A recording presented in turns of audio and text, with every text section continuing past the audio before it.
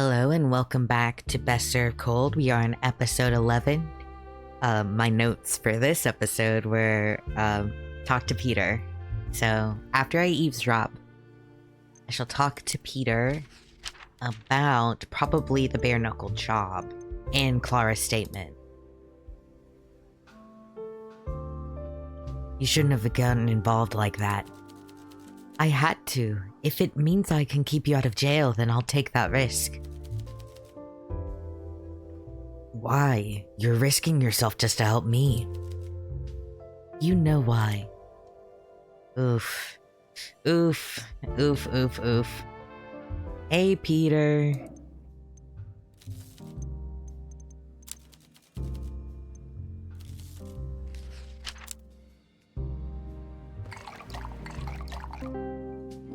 Here you go.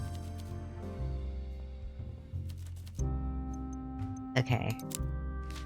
So, Clara's statement. Whistling an old tune is interesting, huh? Why the hell would I know anything about that? It's not like I was there. Okay. There. And let's talk about this bare knuckle job. Someone's been going around killing. And here I was, being nice, warning you to stop digging into this stuff. Suppose the best way to get you killed is to dangle any mystery in front of your eyes, as long as it's dangerous and hopeless. You know something about Petru and Carla. I know many things. Most importantly, I know the best way to avoid painful death is to keep my nose out. Look, it's not about me, it's about Bjorn. Bjorn's life may depend on this. Fine. Who am I to deny you your death wish? Just promise me that when he's beating the life out of you, you don't mention my name. Was he mentioned? His name is Vladimir Braz. He's a hitman. A killer for the love of the game, and one of the roughest Rusalka ever produced. His work sends a message. The message is usually loud. I'm no saint, but even I don't have the stomach for his kind of job. This was the first time I'd seen the aftermath of one of his hits, but I'd heard the stories. He beats people to death. He spent a long time doing it, and he got real good at it. Carla wasn't the first tall poppy he's cut the head off. She probably won't be the last. Who sent him? Peter shakes his head slowly. I told you that, both our names end up his next contract. In that event, I make my odds of survival out at about 50-50. Your chances would be much slimmer, Squirt. Interesting. Okay. I can't tell much from this faraway sprite. He looks kinda nice. I'm not excusing the murder. But I can't pull this up. Well, Hugo, we got a lot. Let's start light. Have you investigated any cases like this back in Belgium? Yes, one, more or less. It was complex. Can you tell me about it?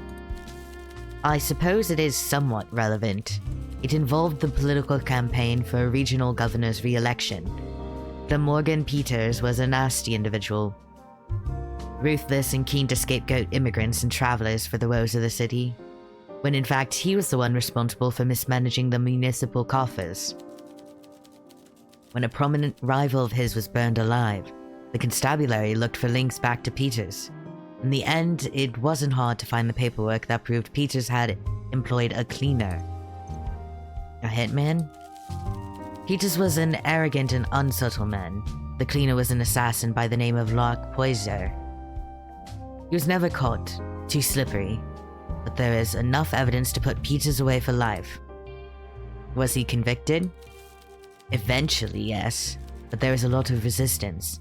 In the end, internal affairs found out why. There was a link between Peters and the chief of police. They were fraternal brothers in a secret society. So internal affairs saved the day? Indeed, I did. Ooh, okay, confidence, you. Yes, IA was my department at the time. I uncovered their connection and found the crucial evidence that cracked the case. Well done. Yes, well, my evidence led to big changes in the constabulary in Belgium, even if I was just a junior in the internal affairs at the time. But it didn't win me many friends. After this case, I moved sideways into detective work. Then eventually, I moved even further, all the way to Sara. Anyway, this is all ancient history. We should move on to more important subjects. Okay. Well, I have a big one. Sorry. This is gonna be complicated.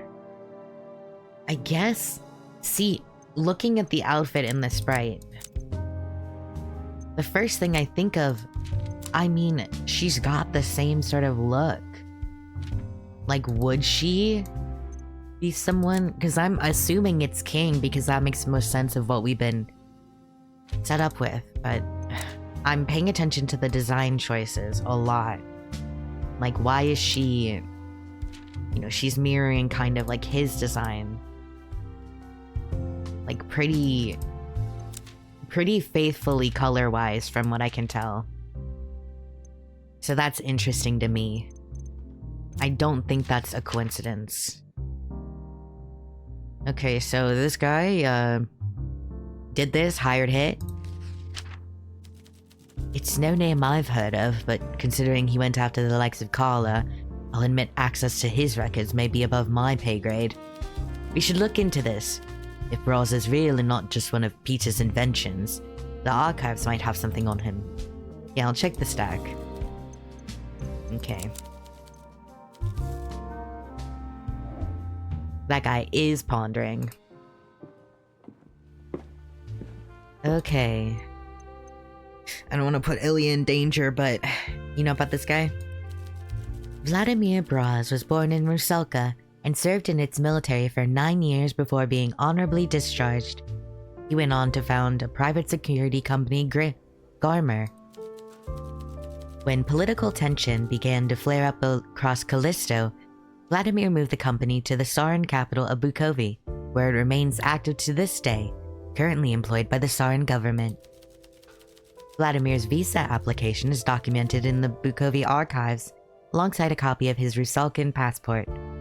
For privacy reasons, I cannot give you access to most of this information, but I can provide you with a picture.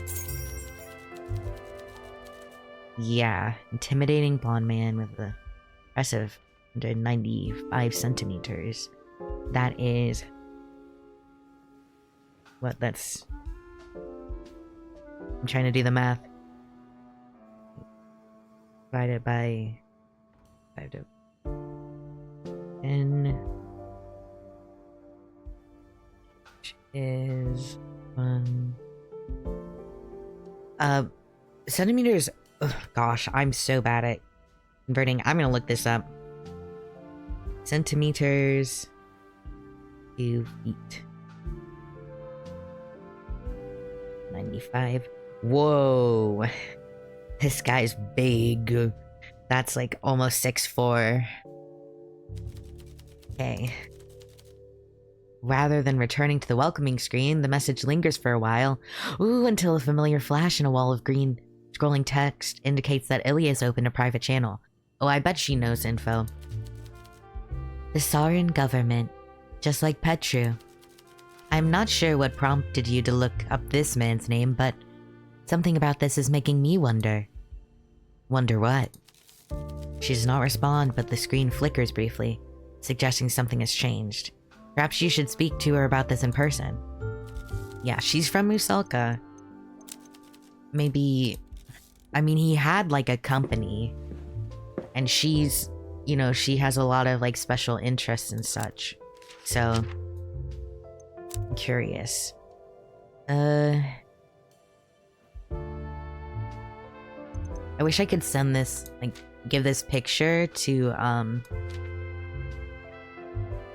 wish I could give this picture, maybe if I show a picture to Clara, she might be able to, like, actually like, identify him. Bartender? Let me give you something. See, a lot of this, I don't want to waste time.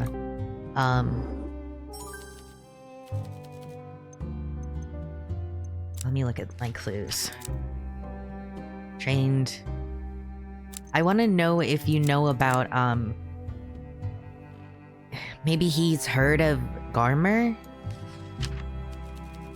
A private security contractor. This is the man you believe to be the real culprit? Both deaths match his usual MO.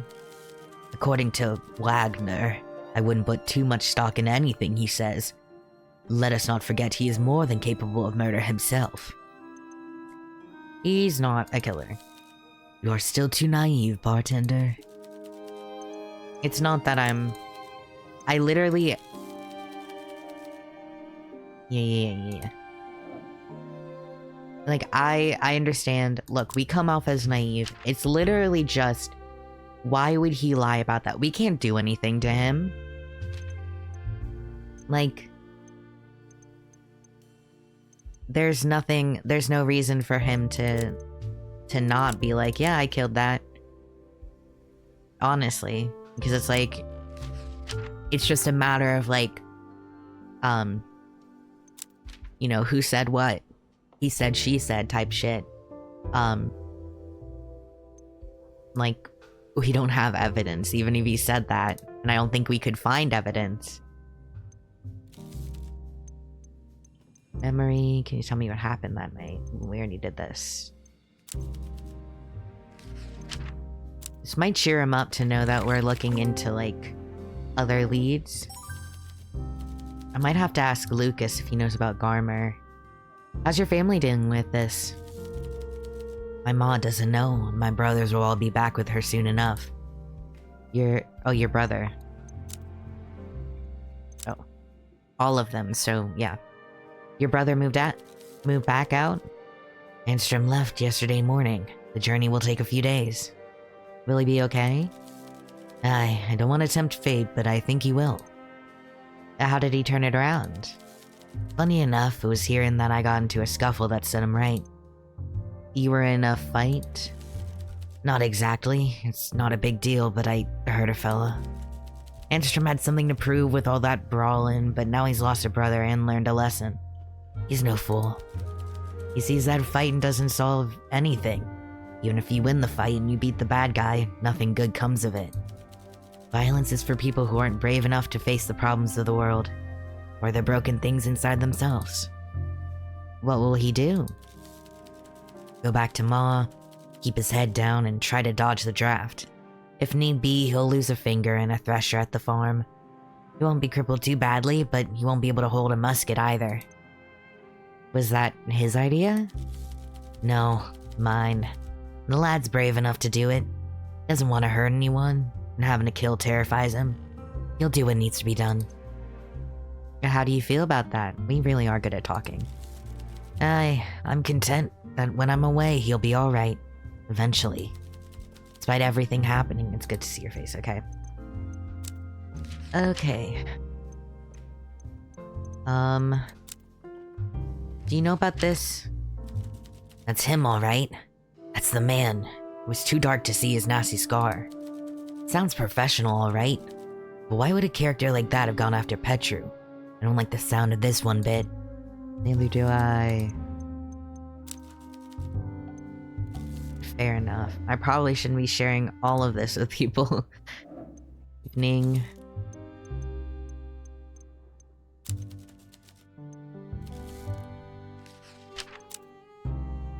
Did he admit to doing a false alibi? I guess I'll ask him about that.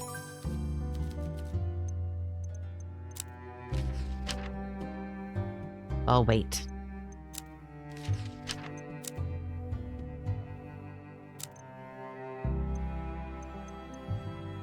Want something? Let's talk about coffee. Do I look like someone who needs coffee? Do I appear relaxed? Am I lacking in anxiety as the police try to frame my partner for murder? No coffee then? I mean, I gave you coffee. Of course I'm drinking coffee. despite the fact that it is definitely not helping me. But I'm not sleeping anyway. I may as well stay up all night researching obscure star and law books which might offer a loophole for Bjorn. Any luck? None. And Vincent won't let me borrow legal manuscripts from Libraria. Not that they would help. I checked out law books from the Municipal Depository of Legal Literature. Useless. When I read everything I could get my hands on, I started calling people instead. Again, the coffee helped. Who did you call? Anyone and everyone. A retired judge, 3 lawyers, my stepfather. None of them seemed hopeful. Still, if I had to recommend a coffee for these situations, Yerba Red has worked best for me. How so?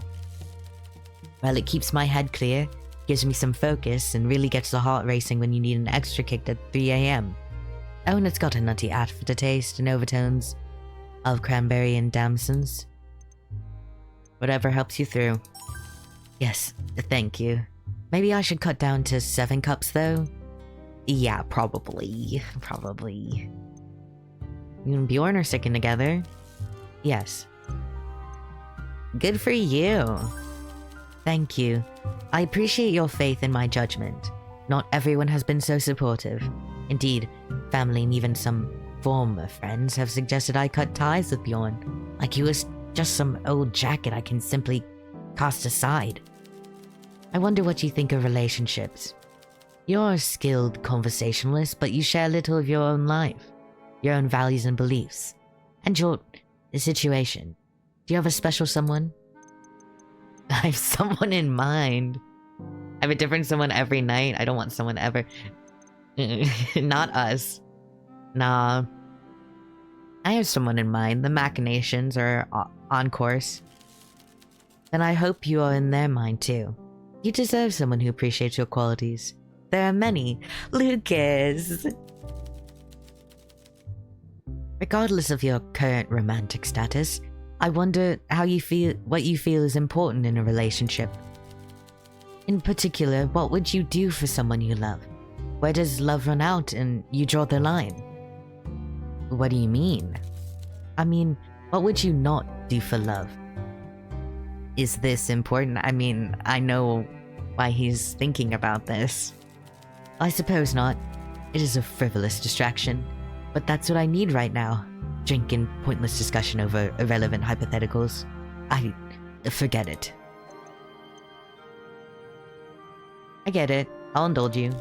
Alright, so tell me, what would you be unwilling to do for love? What is too far for you? I wouldn't hide a body for love. He just goes like,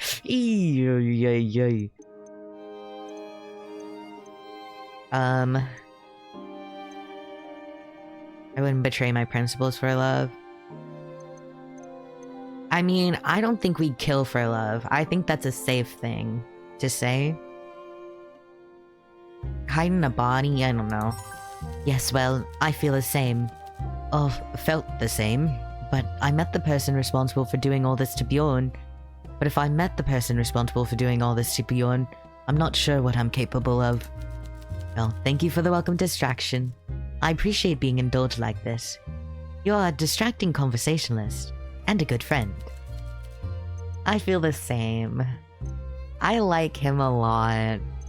I like him a lot. Lucas. Let me wait on that. So, you know about this? Goddess, what a frightening face.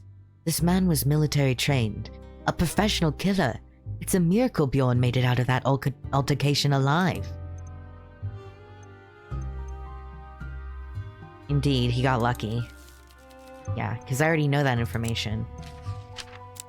But you gave a false alibi? I see. I'm so sorry, bartender. I never should have lied. I just didn't see another way. Have I made everything worse? You're lucky you only lied to me. False testimony is a crime. Goddess, what good am I if I can't even protect the people I care about? To tell me the truth. If he's innocent, the facts will prove it. Like, the facts will prove it. You're right. I'm not helping by creating confusion. No more lies. You have my word. Thanks. Yeah. Don't worry, you can trust us. Considering the fact that we know it's fake and we're not reporting you to the police. So, very clearly, but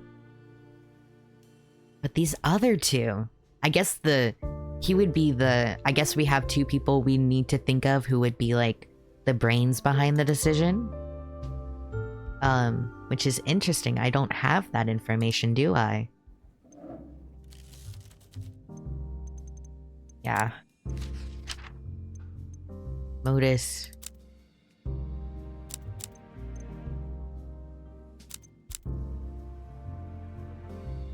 Okay.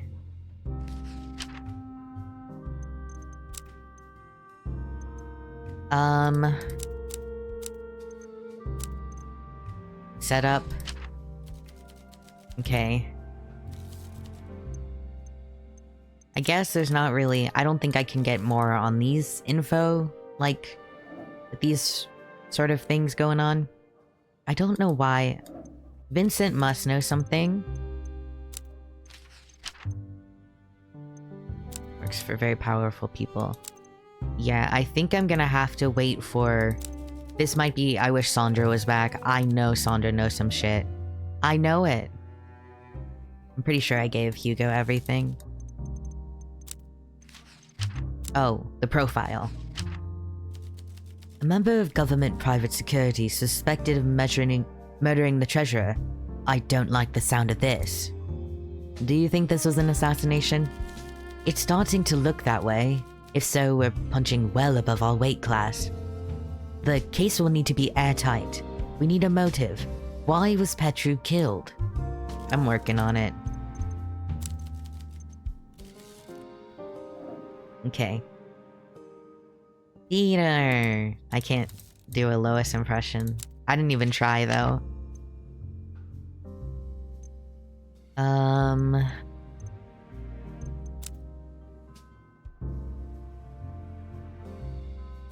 I'll wait till Ilya comes in, because I think we have to wait for Ilya. Yeah, this is a lot of waiting. Like, this is definitely, like, more of a timing situation. That's gonna make it more complicated and more difficult, I think. Get this down here. Your knuckle job. Maybe...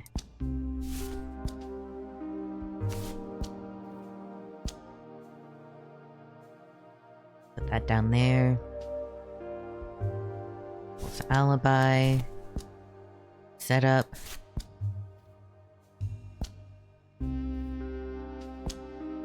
Okay.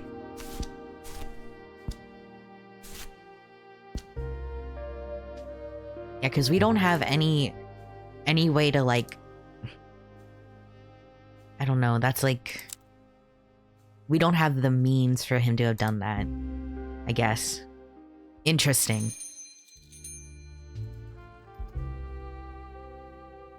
Yeah, Ilya's back, so this is perfect. We can definitely get in it with her.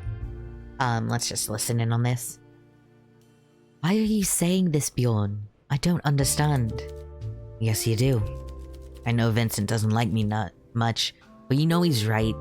You've too much to lose sticking with me. It's just not worth it. That's my decision to make. I have nothing to lose that is worth more to me than you. I'm not going anywhere. How can you even suggest that? Just don't give up, please. I'm sure this will all get cleared up and we can get on with our lives. And if it doesn't, then we'll have to deal with it together. Ooh. Sweeties. They're really good.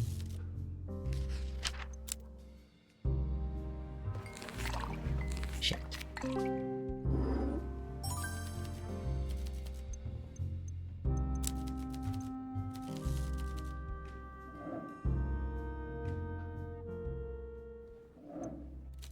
Evening. Let's get you something. Just so we have everything set up. And we can go around asking stuff. I think we'll end with Ilya because I think I honestly think Illy's gonna have the most for us.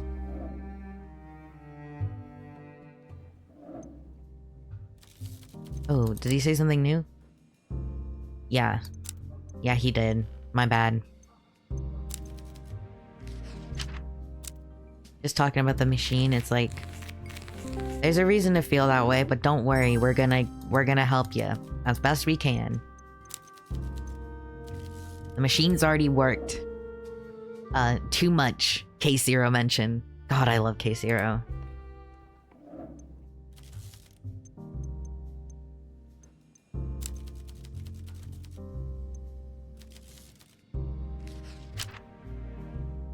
I love K0 so much. I wish they'd talk about it more, but they're like, we don't want to... Nobody wants to talk about this. Except the closest we get is maybe like Vincent being like, you can't trust any of these people. Which is interesting.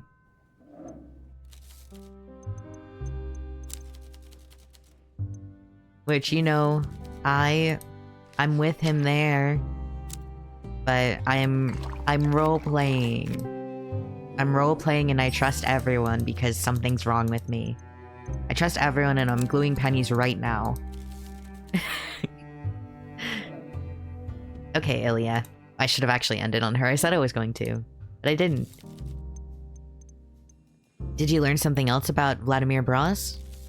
I did, and I don't know what to do with this information. Mr. Fleur noticed something was bothering me when I visited his bookshop earlier, and I confided in him. Can you tell me? I'm not sure. You are friendly and kind, but I'm not looking for kindness. I need protection. This is sensitive information, and I don't want to end up like Petru. What if Vincent vouched for me? Ilya tilts her head, slightly pondering what you just said, then she nods. I think that might work. I'll ask him later what he thinks about all this. And you. Keep the lights on for us when you close up for the night. We'll come visit together. I don't want to risk anyone overhearing us. Noted. Am I not... Okay. I was already at her level. Vincent definitely likes me. I think he's maxed out.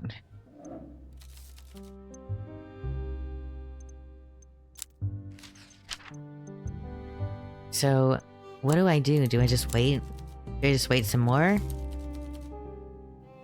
I think I have to wait some more. So I'm gonna do like an actual save.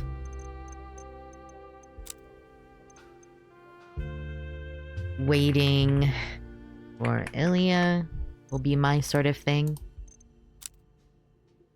Gosh, her outfit is so cute. This is so darling. So darling. The little like sailor suit.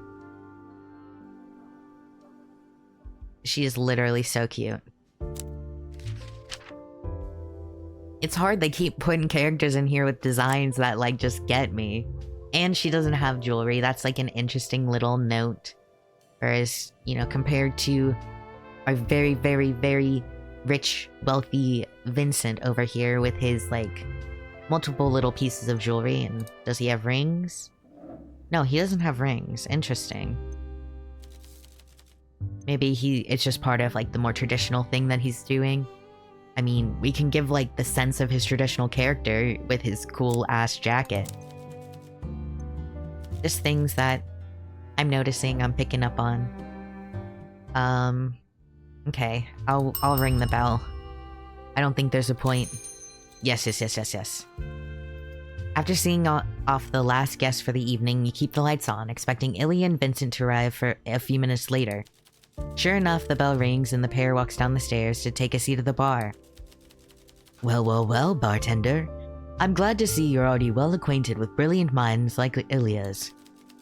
You flatter me, Mr. Fleur, though I admit, I visit for the comprehensive nature of this literary collection, both at the archives and in your bookshop. And humble to boot. Now then, I presume this is about something serious? Do you recall our previous conversation 3 days prior, at 2:15 p.m., about government spending? Yes, there's a lot at stake here, and I'd hate to see one of the last erudite citizens of Bukovi end up in trouble because they're too well informed. Whose is this? Whose mood bar is this? Is someone gonna pop in? Maybe. The bartender seems to be very interested in this topic as well, but naturally I felt uncomfortable sharing it on the spot. That's why I asked you. I see. All I have to say is this, Ilya. Bukovi and Olivsar is currently stuck in a downward spiral. This country, once a bastion of culture and class, is slowly turning into a pit of corruption and fear. Fear feeds corruption, and corruption breeds fear. The only way to break this cycle is to overcome the fear so the corrupt cannot thrive. I have little faith in the constabulary, but even I have to admit that people like Hugo Mertens might be one of the few left trying to fight for what is right. Correct me if I'm wrong, bartender, but I trust you've seen this as well. You and Hugo have worked together closely for the past few months. I trust him with my life. That's a bit much, but I'm glad you two managed to establish a repartee when your interests aligned. Having one detective on our side whose moral compass hasn't shattered into pieces might sound like much, but armed with enough information, we might be able to make this city a better place. What I'm trying to say is, both of us are here for you, Ilya, and Hugo too. I can tell from our talks you truly love this country and its history. The best way to preserve it is to be brave and fight for it by doing the right thing. Ilya's breath has accelerated during Vincent's speech, but her expression is steadfast. She looks you in the eye. Very well. You want to know more about Vladimir Broz, correct? Yes. The archives mentioned his private security company, Garmer, pulled out of Rusalka after rumors of war began to arise across Callisto. Immediately after Vladimir moved to Bukovi, the Tsaran government became a client. There's always been political tension between Tsar and Rusalka, so I found this development rather peculiar. I began looking into the matter further. I quickly stumbled upon a major barrier. Most of Garmer's records are kept in a highly confidential section of the archives to which Silas Tech was not granted access. I had a hunch and decided to sneak inside after hours. Sure enough, my instinct was correct. Our city council is indeed one of Garmer's employers, but their records were unusual, to say the least. Rather than any sort of continuous security service, they listed only specific deployments, short-term contracts filled with cryptic coded language. Spies, and figure shit out.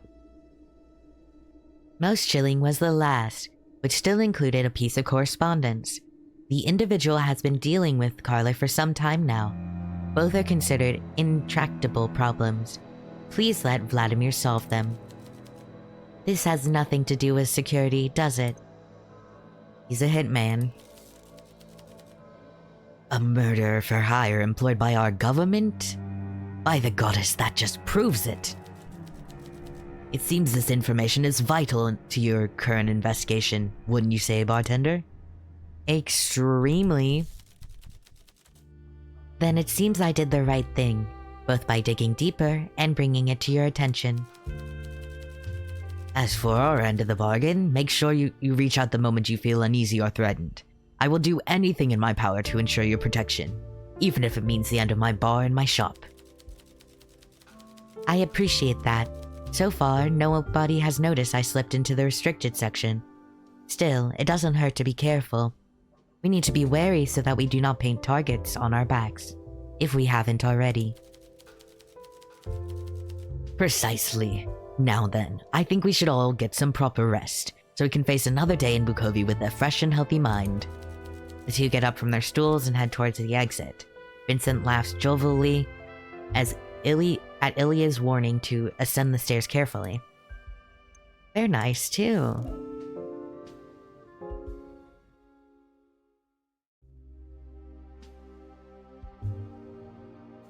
So we have the motive.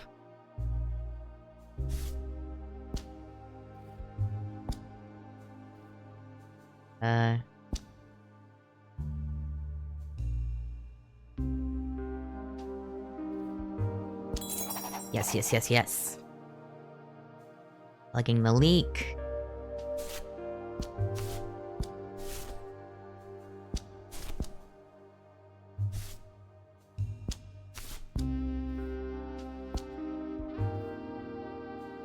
Carla's statement does also. I mean, guess she'd be able to confirm. Now we're in like a tricky spot. A lot is happening actually. Like, it feels slow, but I feel like we're definitely getting somewhere. Oh boy. There he is again. I'll just listen to them. Clara and Maria sit opposite one another, the two of them chatting politely over drinks. You didn't realize they were close. It's been a few months since Selena passed, right? I guess you don't want to talk about it. But also, maybe you do and I'm acting like it didn't happen? What am I trying to say, damn it? Maybe I'm saying I'm a good listener? It's okay, Clara. I'm doing better. Now let's go back to how you lost last time. Queen's Gambit. Right, I was being too aggressive again, I know. But you don't really give me much of a chance. I've never been able to go easy on anyone, and your positional play wasn't all bad. I was probably worse when I started. You started when you were, what, 10? I got beaten by a 10-year-old this year. Sorry, that was Maria. You're not gonna be able to tell much difference. They have very similar voices. I got beaten by a 10-year-old this year. I'm not normally a sore loser, but he was so smug, too. Can I confess something? I felt like stealing his pocket money and telling him he was adopted. Maria! Oh, do you still bring a chessboard everywhere? A small one, and yes, I read a lot of theory books. When I'm out and without a board, I struggle to remember any of it. It's like building muscle memory. Like in combat. You don't really know how to block a punch till you've done it a few times. Sure. Did you want to play a game? I still remember some of the stuff you taught me. As long as you learn a proper opening. I can do that. I think. Cute. Cute, cute, cute. Her outfit being like that is very interesting to me as well. I think it's more like emphasizing working class. Also, I think it's just neat. White shirt, laundress, like very clean white garments. Very professional uniform.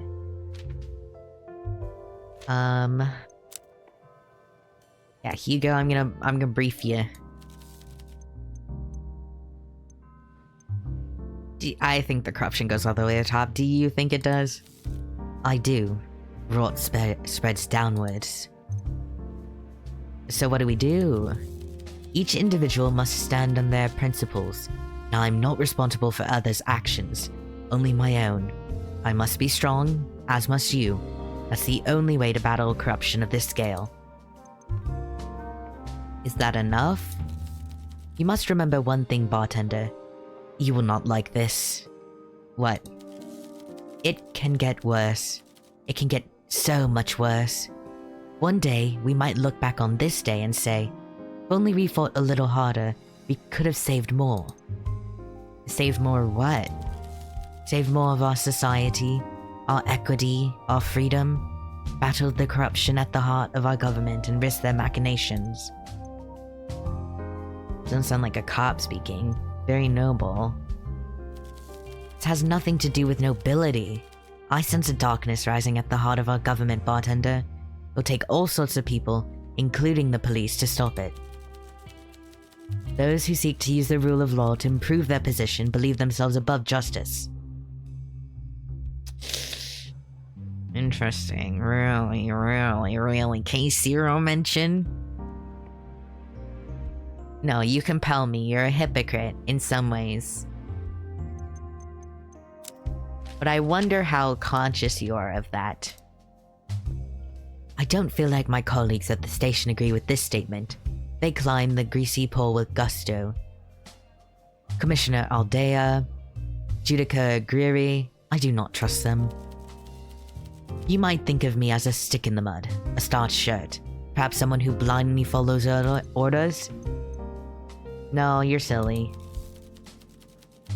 My commitment to the law has won me few friends, but the rules I follow aren't the ones set out by people who seek to better their own situations. I follow the rules set out by the citizens of Sora and recorded in our book of laws. I see. And yes, the police includes many men and women who hold beliefs I abhor, bigots and those with intolerance not just in their hearts, but at the root of all their actions. But I still believe the key to stopping the government hurting its people is through the law. Others disagree, and I understand why. The law serves these people. It can.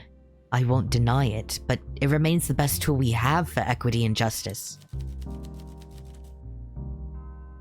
This has been a stimulating conversation, partner. I wish I could talk so openly at the station. Why can't you? Because they're like, they have a vested interest in, well, first off, that puts him in a position where he might have to like leave again, you know? Also, like, clearly they don't like his attitude. It doesn't feel safe anymore. Eyes are on me all the time. Acquaintances avoid me. I have no friends there. Are you in danger? I don't know. Hey, stay safe, buddy. Do not worry about me. Let's get back to work. I'll be fine. Okay. If he dies, that would be not funny, but crazy. Petru became a liability and was silenced for it. This rabbit hole is a lot deeper than I expected. You've done a tremendous job, partner. Even the chief of police can't argue with this kind of evidence. We should be careful. You have nothing to worry about. As always, neither you nor the nightcap will be mentioned in any reports. I'll see to that. Let me rephrase that. You should tread carefully.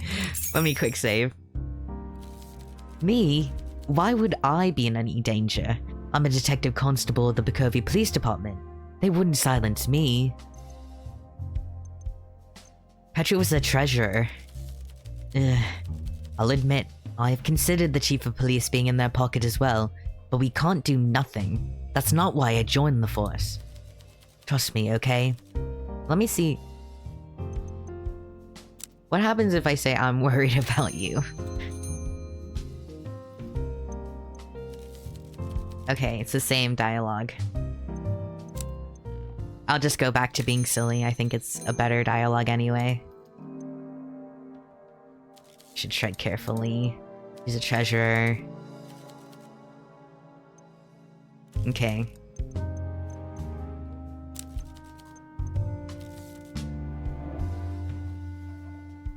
I'm feeling death flags over here. Buddy, I think you're, I think you might be in danger. I fear you're perhaps in a bit of a pickle. I got the ending where Hugo dies, that'd be crazy. I don't know if that ending exists, but it would be interesting if I got it.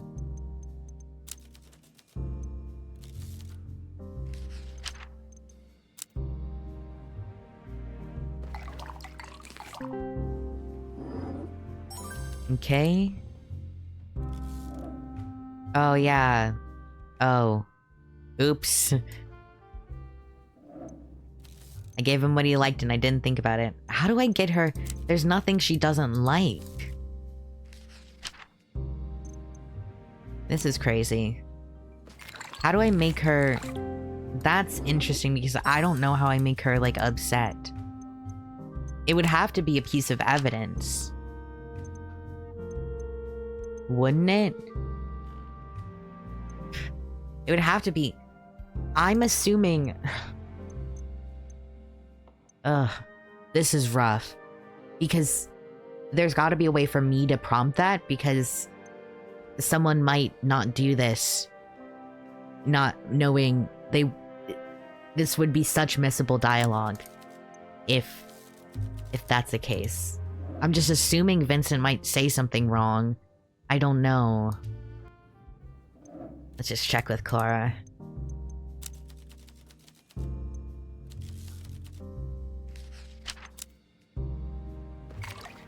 I just really need to figure out how to get that. I also feel like we just don't have enough people to bounce ideas off of, given the amount of time we have. Is this the guy you saw? That's him. That has to be the guy I saw. But why would a security guy for the government kill Petru? All of this sounds so suspicious. Agreed. Well, I got what I wanted out of it.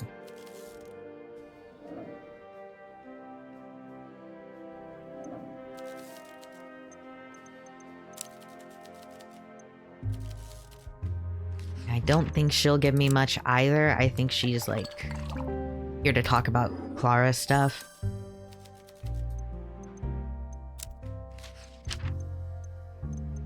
Yeah, I don't know. I don't think there's much I can do right now. Especially since I got John Lacey out of here like an idiot. Me accidentally. I fed him too well. I don't need to do that. He already has stuff that he likes. So... someone in government took notice of Carla's schemes and sent their attack dog. The person they're talking about must be Petru. But do we have proof he had dealings with Carla? Ilya's taken a serious risk getting us this intel. The Whistleblower Protection Act only goes so far when dealing with people this powerful. We need to be thorough. Yeah. Yeah, proof? Didn't I get proof? Proof, dealing with Carla. Yeah, we have the bribe. So I guess we connect these. Did I already connect these? I'm sure I did. I'm sure that's how I got that. Literally, I'm pretty sure. Like 95% sure. It'll show. It'll show on this chart. Yeah, plugging the leak.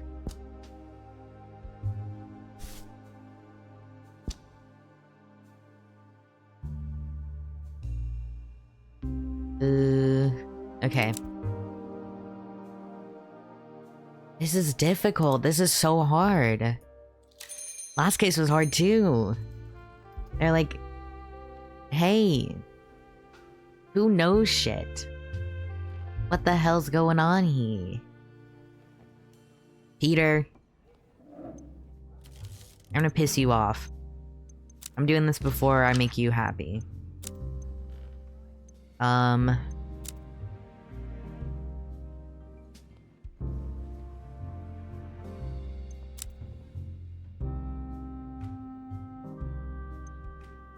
Okay, so someone knows. The leather of Peter's gloves creaks as he clenches his fist, but his eyes do not show not anger, but sadness. I can't believe Carlo was foolish enough to work with a rat like Petru. I knew it was gonna be trouble right from the start. Never pays to be too ambitious in this line of work. At the end of the day, the world always punches you back down. So nothing. So, here's what I think would be very helpful is if you, with your beautiful, beautiful eyes, were nice to me and gave me information. So someone knew? That girl's nuts putting her neck on the line like this. I'm sure these people advised folks for less. You don't seem very surprised? I hate to break it to you, Squirt, but in this world, it's crooks all the way down. And most of them are a lot less cuddly than me. Okay.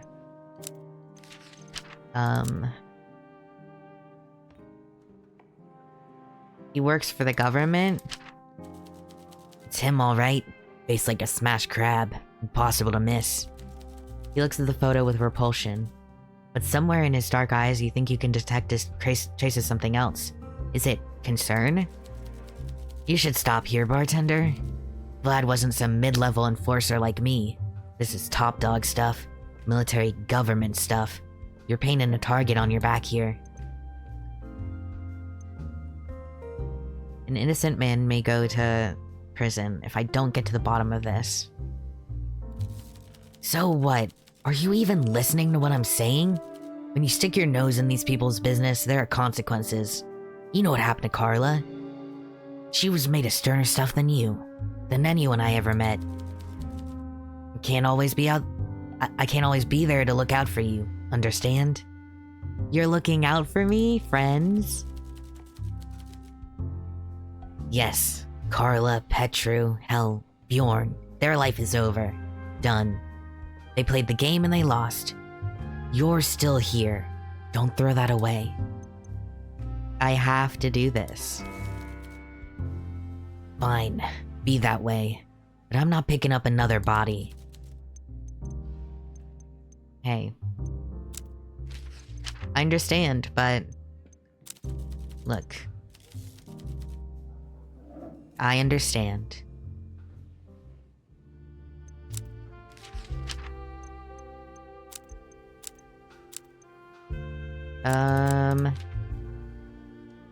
I guess we can talk more about that with Vincent. There's just not much that he's offering us, which is interesting. But I guess we can expand on the topic. Oh. My mouse stopped working. Very good, I caught that. Oh shit, oh shit. I had to shake my mouse a little. And very nearly still lost, but it's fine. Can we talk about...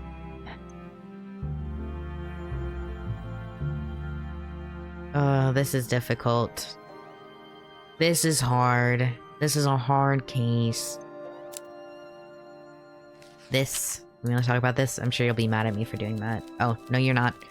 A corrupt politician murdered by his superiors. The powerful play with lives like they're mere pawns on a chessboard, and an ordinary man like Bjorn almost paid the price. How sickening.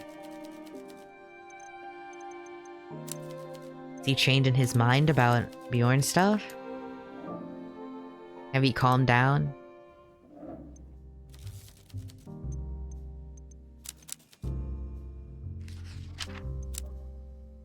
I don't think there's much more I can give him, unless he knows something about who else knew about the operation. Did he talk to anybody else?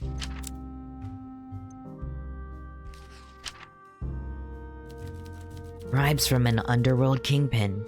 Just what a... That's what I've been moving for Mr. Lombardo. That's the kind of person he was. You couldn't have known. They murdered him for stepping out of line, sent that beast to beat the life out of him. And I guess my life was nothing but a loose end to be snipped. It's a cruel world we're living in, pal. Don't I know it?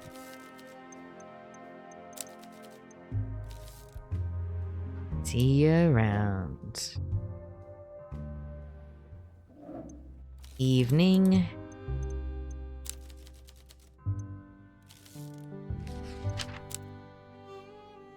Guess a lot of this is the waiting game. I think. Unless I'm really beefing it. But we don't have information. I think... You need to come back. I know you know something. Sandra, come back. Unless you literally don't know anything. But... it can't be the case. Okay. Petru's superiors just swatted him like a fly. And Bjorn's life was an afterthought, a loose end to be cut. It makes me sick. My friend, I hope this is the end of a nightmare. End of this nightmare. Okay. I don't think I can do...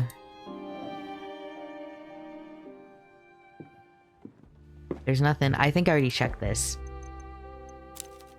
I think I need to get to John Lacey. John... I need to get John...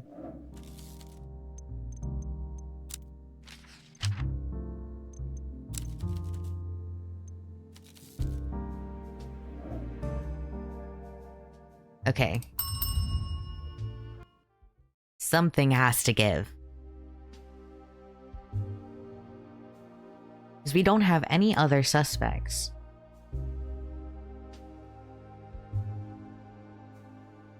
They'll be taken out by the same killer. I mean, didn't we? Plugging the leak would make sense, right?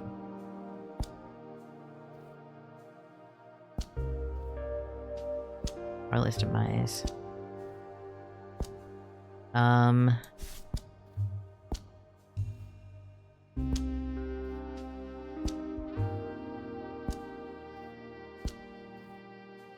I mean, there's nothing I can really do, I think right now. I think genuinely I just have to wait for time. Someone's gonna show up. We're on day 10. Crazy that stuff's not happening. Yes, you! Let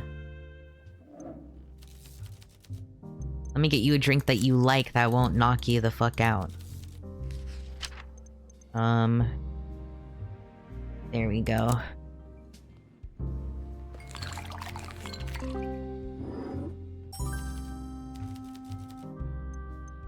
Okay.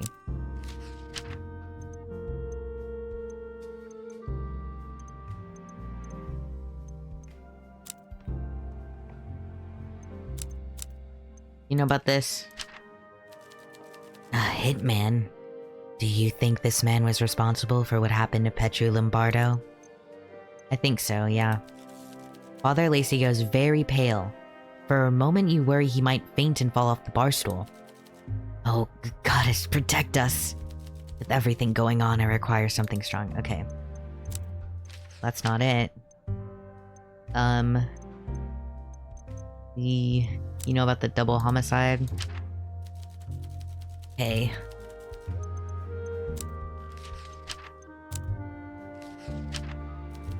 Now our very own government is conspiring against its citizens, cannibalizing its own people. Is there no end to this depravity? That's why they need you.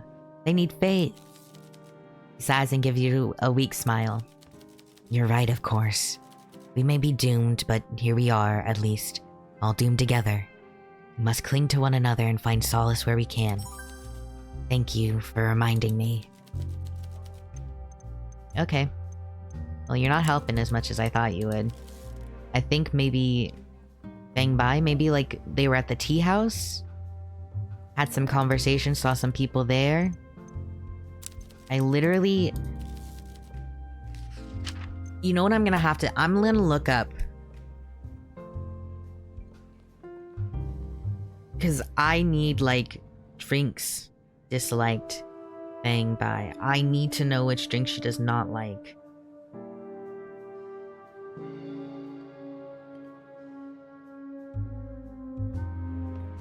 I don't think that info is online yet.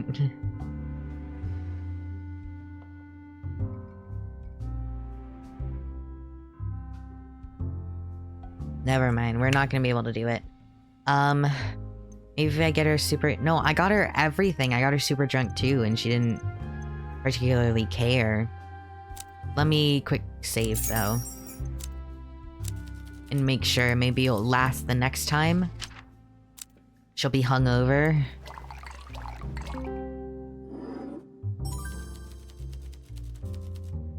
Yeah, I've done this before. It didn't actually do anything to her mood. I guess I literally just have to present something. Well, she would know about, like, hits. Like, she might not have been, like, directly involved, but she might actually know some information.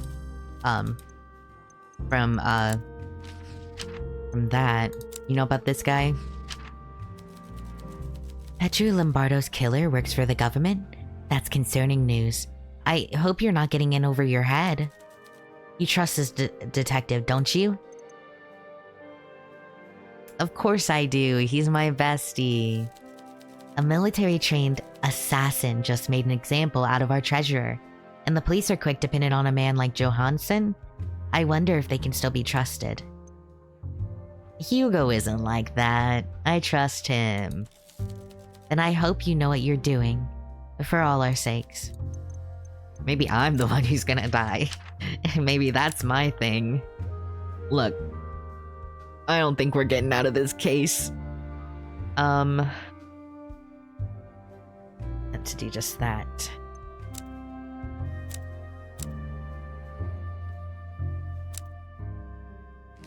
This.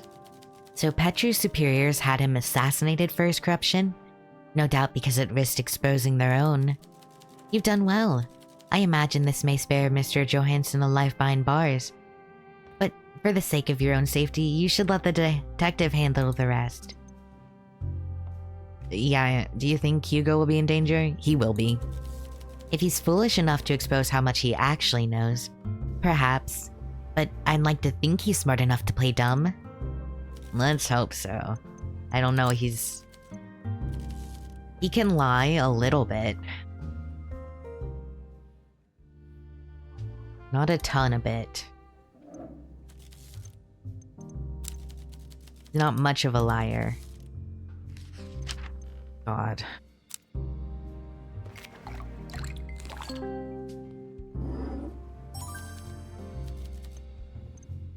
Why does it feel like there needs to be more and I just haven't got to it?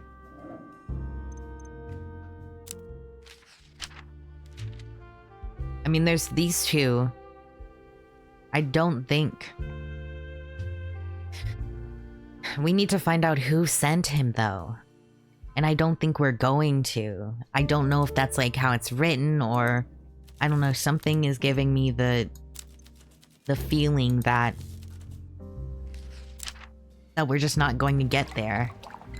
Not right now, at least. Like, I'm finally feeling like the deadline constraint, like, really hard.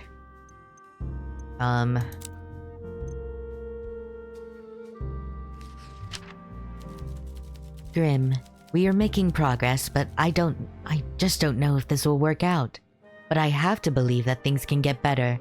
Otherwise, what are we doing here? I mean, not just here at the bar. Here. I hear ya.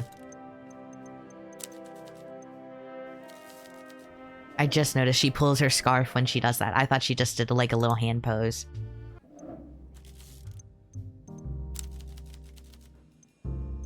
Let's get you. Let's get you drinked up.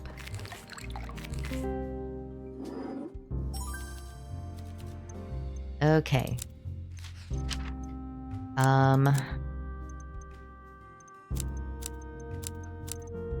But who would know? We haven't had anyone who would know this information, though. That's what's getting me. None of these people... I don't know why they're here, then. Unless John... The only person I can think of is John, because he has confessions.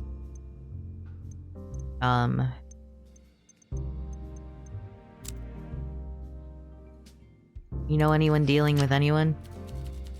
Now our very own government is conspiring against its citizens. Cannibalizing, yeah.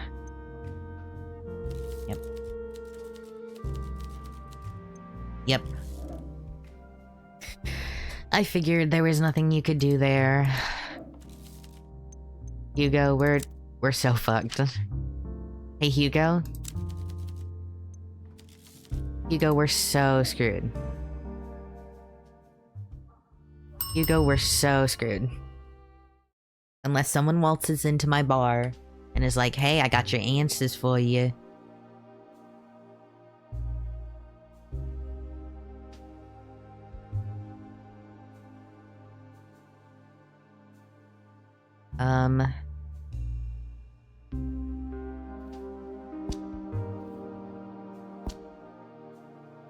Two birds, one stone.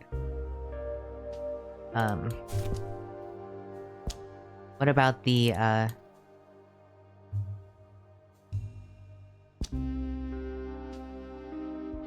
identify. Okay, so that's not relevant. Modus, Randi, leak. I like this better. Scotch and Mule. The third party.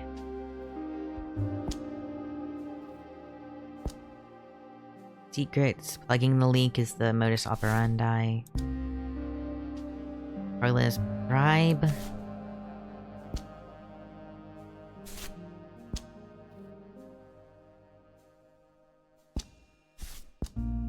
We're really struggling. Ginger ale. Save me, ginger ale.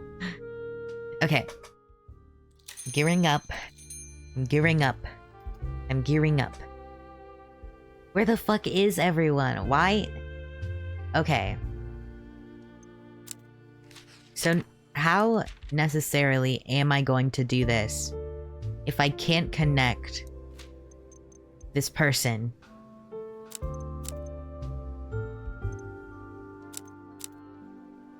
Would Petru be the one dealing with Carla? Yes.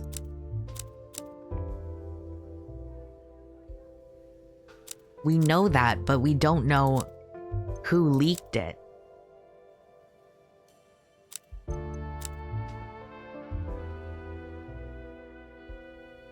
But how did they know? That's ridiculous. How do we know?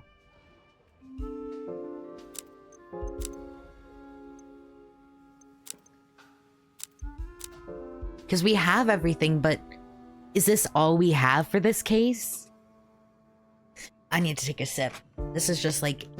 This is getting me, because, I mean, the 4 suspect pool... I mean, like, maybe that's just misleading us to think we need to add more people on there? I don't know. I'm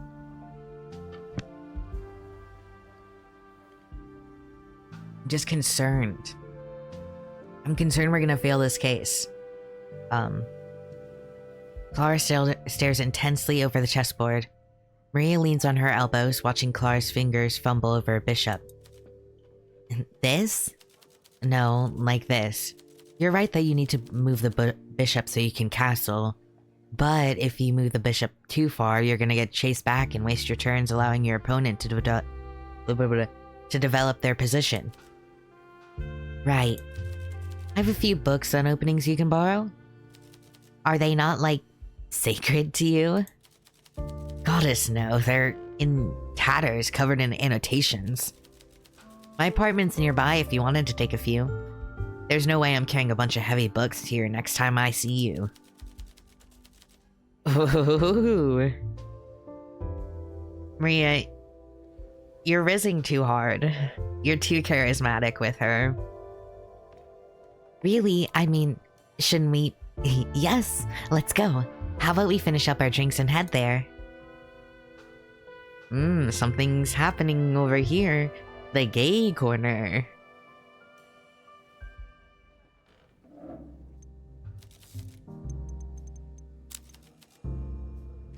I might legitimately need to just start throwing evidence out at everything.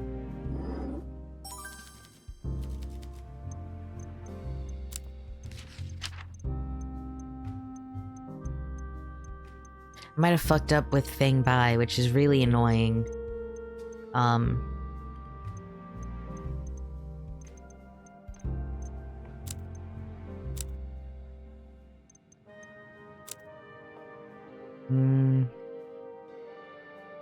You don't have anything for me here.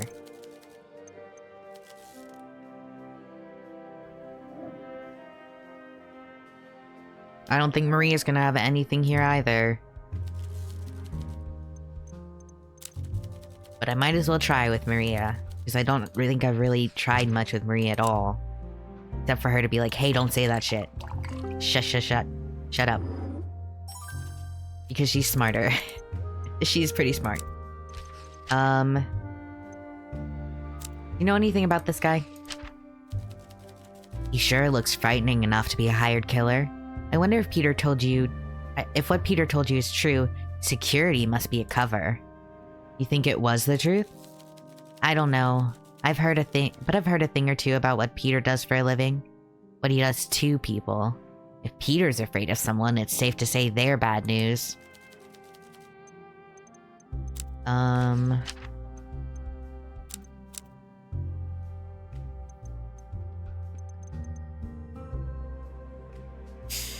Oof. I don't think there's... Here we go in the situation where I'm like, what can we do? Like, genuinely, what can we do? If all else fails, I might have to look up, some manner of walkthrough. I don't want to, because I feel like that might be big spoilers.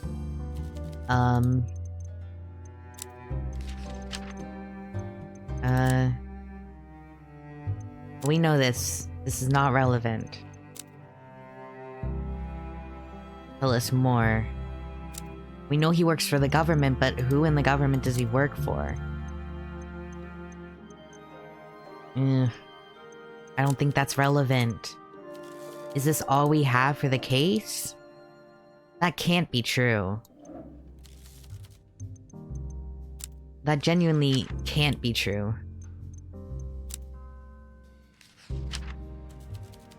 Goddess, if this was just one message, who knows what else is being talked about behind closed doors?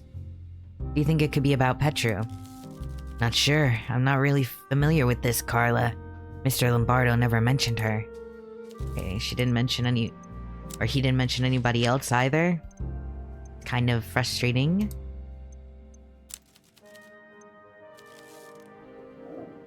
A little frustrating for me. Hugo, save me, Hugo.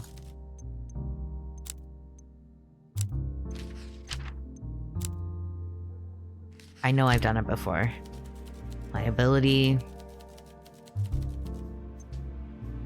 Thank God. Is this all I have? This might be all I have for case 3, but I guess I just have to, I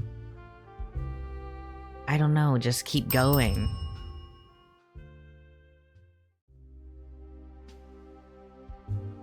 This is all I have. But then maybe we'll get an extension on the case. Maybe. Maybe that's a possibility, an extension on the case.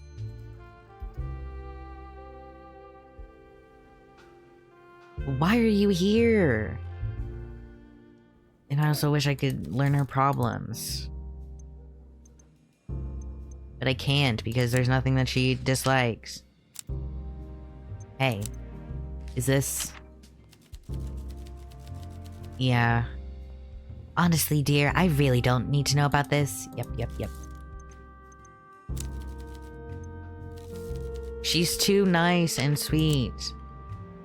Why do you not hate anything?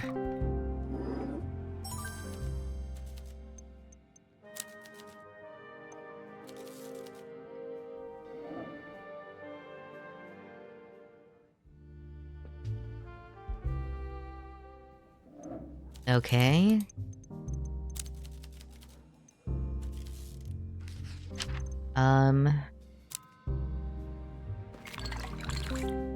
Let's see. There's gotta be something. I know that's probably most of what I'm saying this episode, but I'm scratching my head trying to figure out, like, this feels like a case that can very easily be dismissed. And I don't want it to be dismissed. You know? I fear that Bjorn's going to be implicated anyway, or something will happen to Hugo, which also feels like entirely possible. I mean, we have Elena. There's a reason she's here as well. As always. Obviously, she's here for, like, story reasons, but there has to be, like, you know, the additional added sort of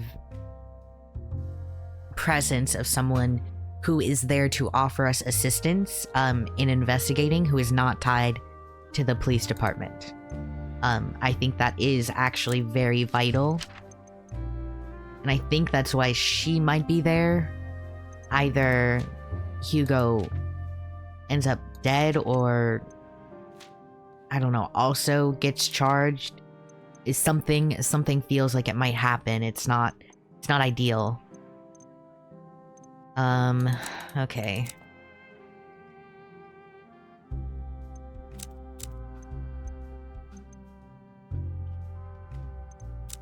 Do you know about the argument? Yeah. Let's leave. Especially because Victor has so little to say. No, Vincent has so little to say over here. There's a lot of people where I'm like, why are you here? I mean, I understand why. In this case, we need someone who can make Ilya feel comfortable.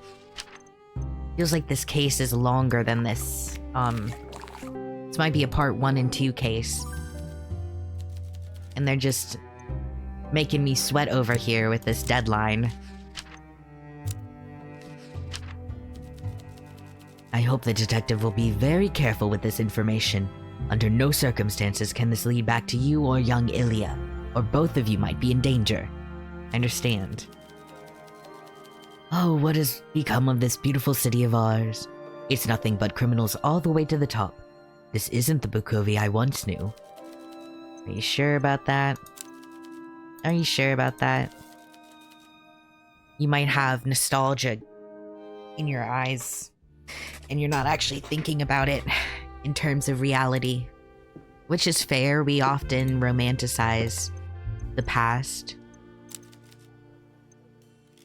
It's a very common thing, just don't let yourself do that.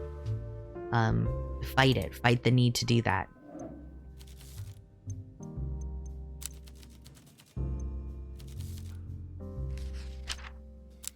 See, I'll just play the rest of the days.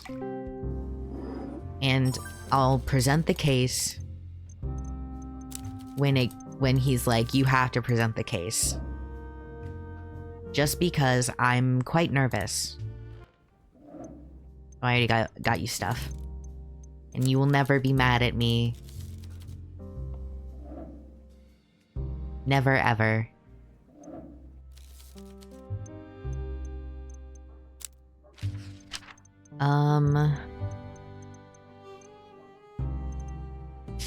No, there's nothing here. I don't need to give you a drink either, Lucas. I don't have anything. Really? Hugo, you want to juggle for me? No. Yeah, I think this is a case where we're just gonna have to, like, just continue playing the days. And maybe I'll just talk instead of, like, skip through, since we could very well, get some information still. At the last possible moment, we could get some info. I don't think so. Got nothing from Peter. Oop. I didn't mean to do that.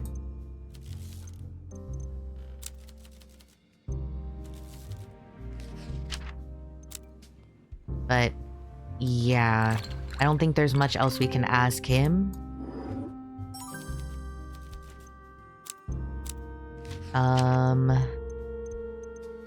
Carla's bribe.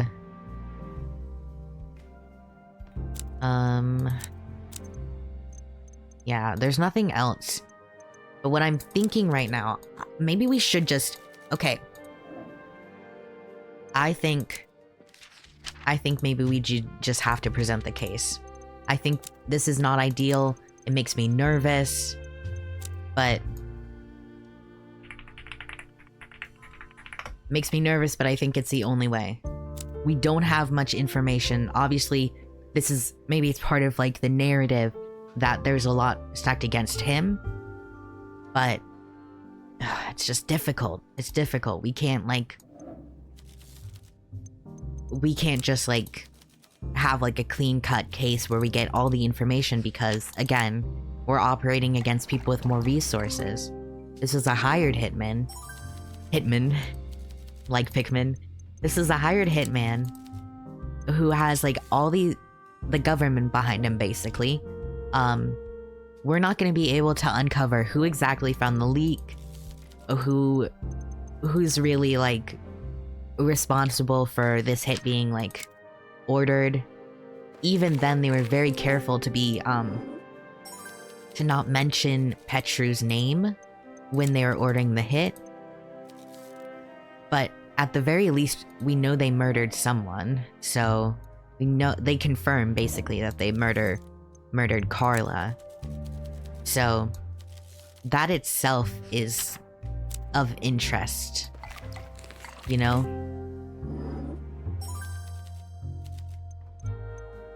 Definitely of interest. So I think we should respond accordingly. Oh, it's a reflection of the little machine in there. That's a good little detail. Yeah, I think we gotta present the case. So, have you found anything that helps Bjorn walk away from this as a free man? Here's everything I found. Let's have a look then. Firstly, I do not want any surprises thrown in my face when I bring this case to my superiors, understood? If you found anything that makes Bjorn look worse, I need to know about it. Did you find any evidence that proving he could have committed the crime? No, I just don't think he had the means. Bjorn was seen at Hotel Jubilee on the night of the murder, bartender. Remember, Petru was beaten to death. Even if he claims to dislike violence, he has no lack of physical strength. Hope you haven't missed any damning evidence that may throw his defense into question if brought up in court. We need to consider the motive next. I can't imagine the prosecutor will have much to go on, but public sentiment has a tendency to bridge that gap and sway the judge anyway. Did you find anything that may be used against us? Any motive Bjorn might have had? Is unknowingly acting as Petru's mule? So Bjorn was involved in Petru's money laundering scheme. Okay, actually let me reload because maybe I do need like the means. The evidence. Guess the evidence would be Clara's statement, right? Clara's statement in the... Let me like reload. Like... Autosave. Day 13, no date. Oh, these are... Yikes. I think... Actually, I might want to back out of that. 45... Okay. Yeah, I might want to back out of that and connect those. Cutting it very close here.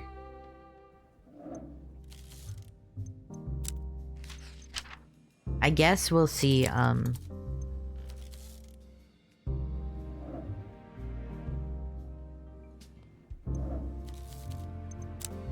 guess we'll hit you with the double homicide.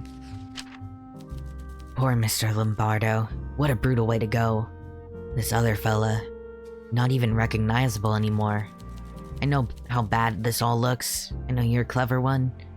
But I don't expect you to come to my rescue. You don't owe me anything. He was just so eager, I couldn't stop him. I don't deserve your kindness, but I'm grateful all the same. Despite everything happening, it's good to see your face, okay?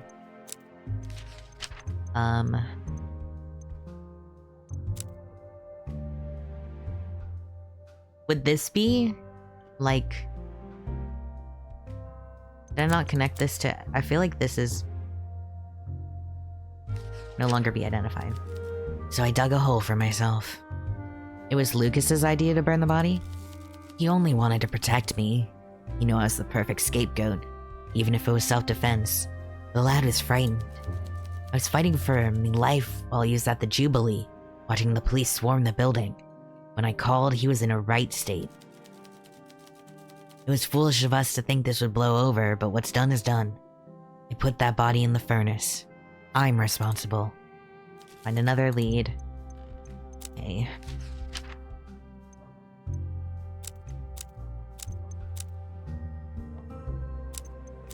Beaten to death. Brutally. Okay. Argument. I figured you'd hear about it sooner rather than later. What's the argument about? Can't tell you that, sorry. Just wouldn't be right. Something between me and Mr. Lombardo. Your freedom might depend on this. I know, but I shouldn't break his confidence. Not after the man's been murdered. I gotcha.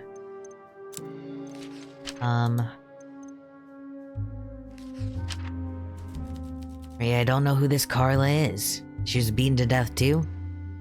Yes, could it be related to Petru's death? It's possible.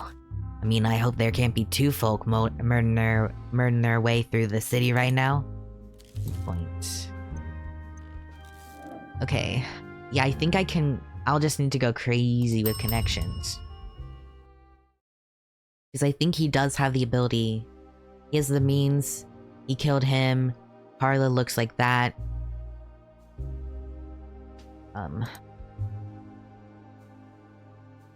Argument, 2 birds, 1 stone. Let's bribe.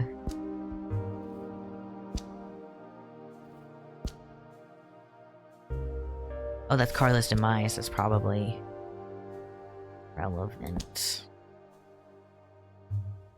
Okay, all. Where is information about the setup? Okay.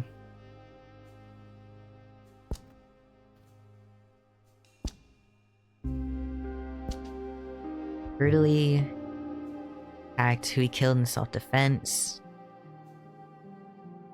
Thorne's alibi. I guess maybe I need to ask him about the setup.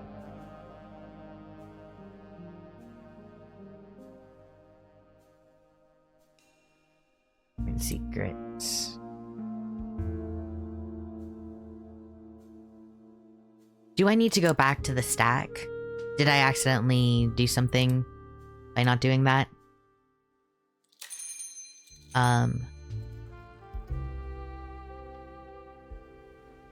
There's this guy. Let's go. He's registered.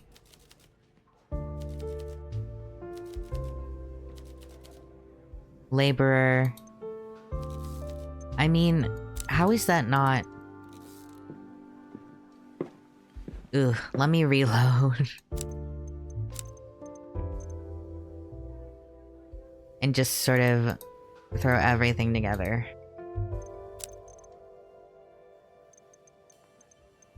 13.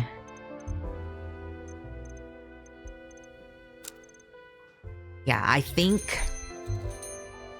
Here's what I'm thinking. It'd be nice if we had Lucas. I might have really screwed myself. He would be able to tell me about the body, I guess. Let's just put literally everything down here and connect all of them together because I think he does have the means. Obviously. This is probably not the way they want me to do this. But I think the point is we need to show... I don't know which one of these specifically... Yes. Okay, we got it. That actually wasn't what I was thinking. Honestly. Because I mean, I get it. I guess they expected me to do this earlier. I think is maybe... Why is this one... Why did it go green for a second?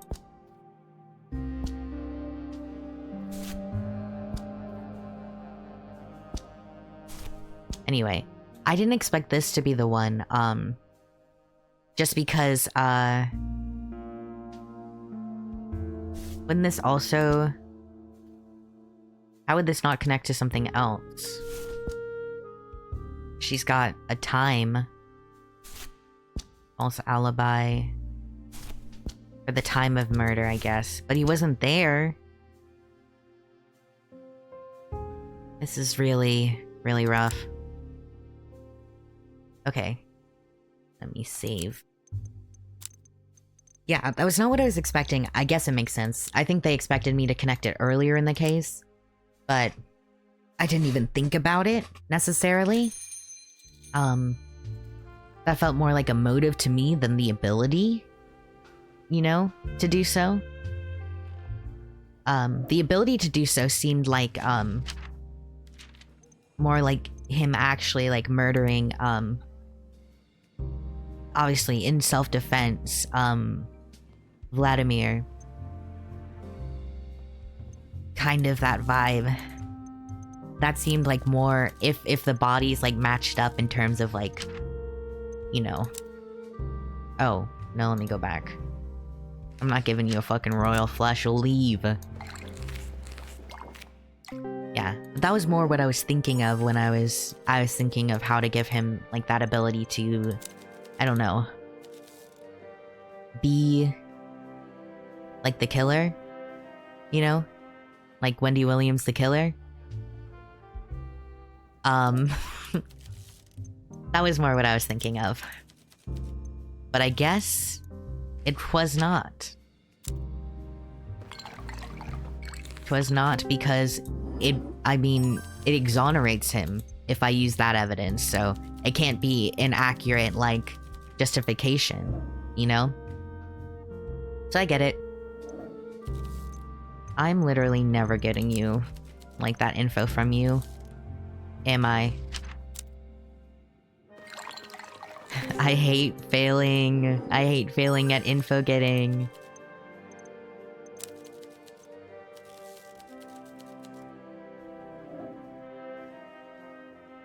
I do wonder if there's a way to get an alibi here. But from who? Because it doesn't look like there is a defense for him, which is kind of, like, rough.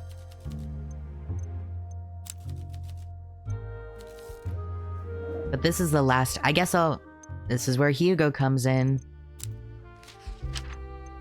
Red-handed. Certainly strong enough, but... could he have?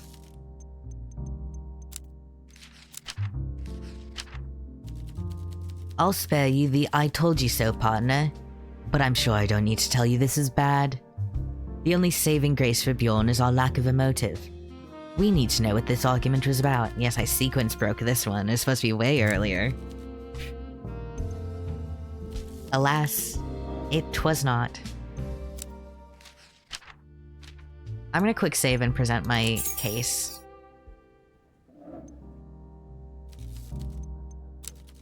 Found anything? Here's everything I found. Yeah. Hey, I need to know about it. It committed a crime. Clara saw a tall blonde man leaving Petru's room. Unfortunately, that fits Bjorn's profile to a T, and as a core witness, the judicature will gladly take Clara's statements into account during the trial. He also left after arguing with Petru? Indeed, and I'm sure we agree that leaving the party doesn't necessarily mean he left the premises. He could have followed Petru to his room. Good work, bartender. I understand that this must be unpleasant, but it's important to explore all evidence. Many detectives see only what they want to see, and find themselves blindsided by reality. We need to consider the motive next, but I can't imagine the prosecutor will have much to go on. But public sentiment has a tendency to bridge that gap and sway the judge anyway. Did you find anything that may be used against us? Any motive Bjorn may have had? He unknowingly acted as a mule? So Bjorn was involved in Petru's money laundering scheme. Unfortunately, incriminating Petru does little to help Bjorn. The only positive here is that Bjorn is on trial for murder, not fraud, so this likely won't be used against him at least, unless it's somehow related. The money stopped coming. Petru was angry when Bjorn asked him about it at the party. I see. So there was an argument about money, in public no less. I've little doubt other parties would find out about this. We need to explain this before the prosecutor can do it for us. Which brings me to my last question. What could possibly prove Bjorn's innocence? The time on his portogram. Unfortunately, Bjorn could have easily sent that message to himself if he'd taken Petru's device after killing him. And since Petru's portogram wasn't found at either crime scene, taking fingerprints is off the table. I fear this won't be strong enough. Alright, that's everything I need regarding Bjorn. Are you rather sure about all this, or would you rather take it from the top? I'm gonna look up if I can even get an alibi. I don't want to cheat, but case 3 best served cold.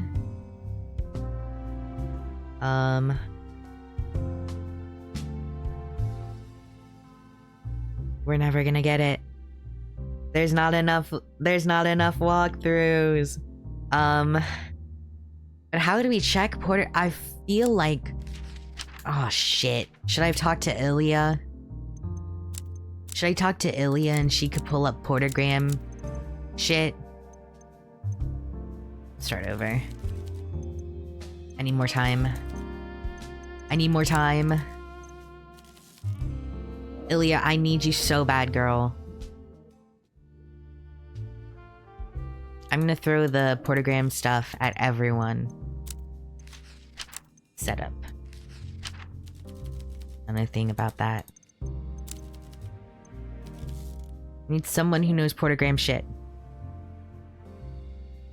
Ilya, come back, please. I just went too... I didn't think about it. This is the rough thing. He's not gonna know. Peter's not gonna know. Peter doesn't know how to work an iPhone.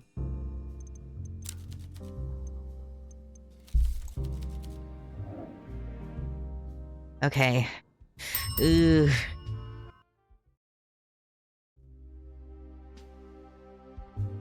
We might have to reload this one and get all the evidence because I feel like we definitely missed out on an alibi. Ilya! Ilya, please, girl. My love, my beloved. My beautiful bestie. Even though I'm not your bestie, I'm not anyone's bestie. Lucas likes me, but... not even Hugo's bestie. Setup. Tell me about portograms. It would be simple to prove Petru's portogram sent the message, but you have to wonder why Petru even carried one. What do you mean? Portograms receive or relay short messages using radio transmitters. I can understand Bjorn being contacted to cover shifts, but a politician within office hours and a phone? It's a little unusual. I see. We don't have info? Radio waves, how do we check that?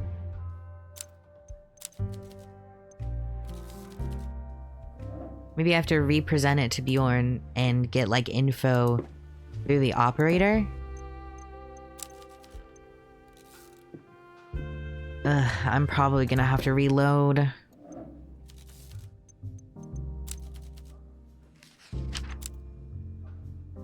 Reload and replay. Okay. Because you mentioned this. Don't know anything about that. Okay.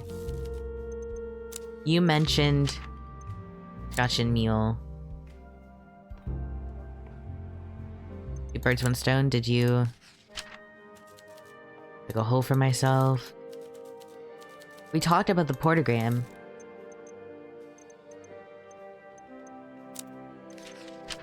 Argument. Okay, yeah. This was it. About that. Where'd you go? Outside away. Why'd you leave? I stood out like a hare in soup. I looked down at my stupid, big, clumsy hands, huge fingers, clutching a dainty glass. There's a grill in a suit.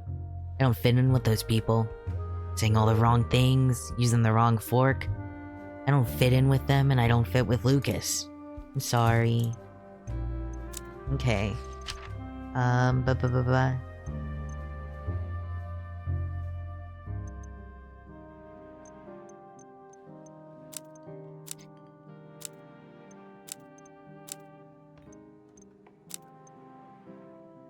False alibi.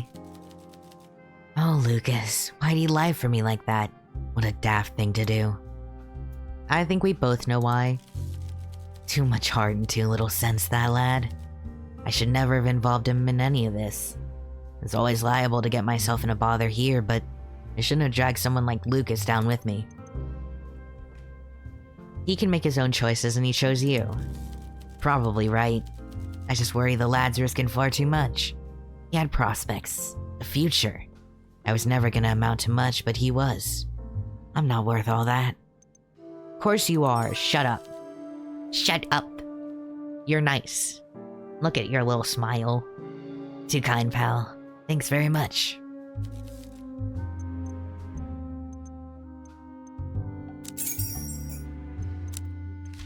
I need the portogram info. I want... How did we get this information again?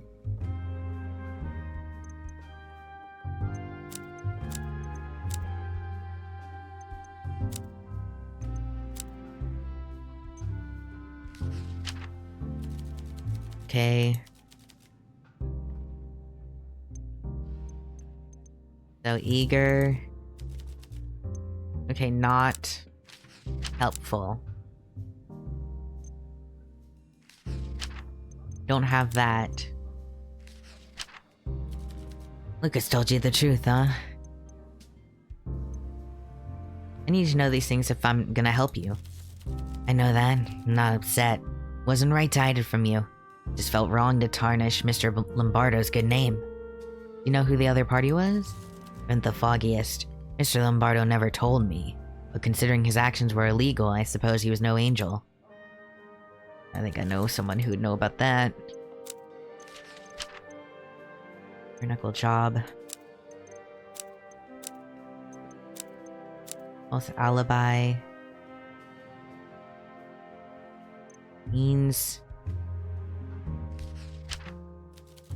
Dig a hole for myself. I need to figure out... Where did we get that? Because you said something. You were gonna explain what a portogram was.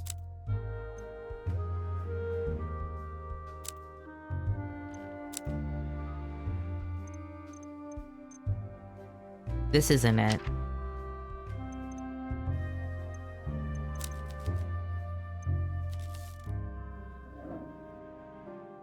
Let me ask Hugo if there's a way to check the portograms. It's radio waves. Why would we not be able to check that?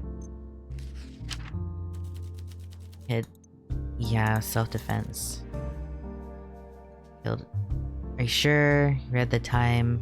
The message correctly. Something doesn't add up.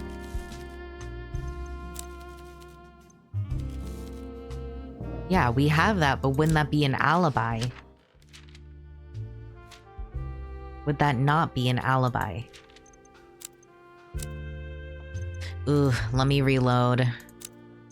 Me when I'm nervous, I'm like, we don't have much time. Oh, this is not. That's way too far. Auto? We only have day 15. Day 13? Did we get stuff from day 13? Probably. Look, we'll do what we have to do. Look back at my notebook. We got everything here, and we just need the alibi.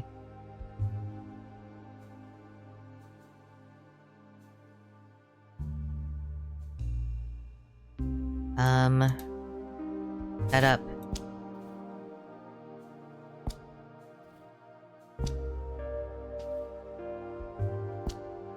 We'll just connect this to literally everything we can.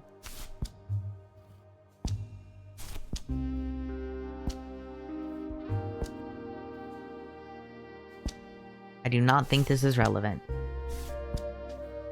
How does that not connect?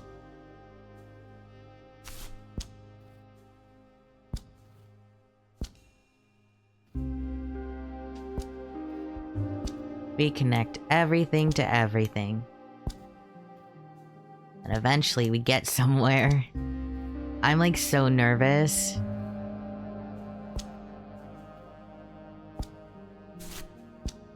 Like he can't talk to me, like Hugo keeps saying, "Are you sure about that?" And I'm like, I'm not. I know the answer, I just don't know how to get there. Like so funny.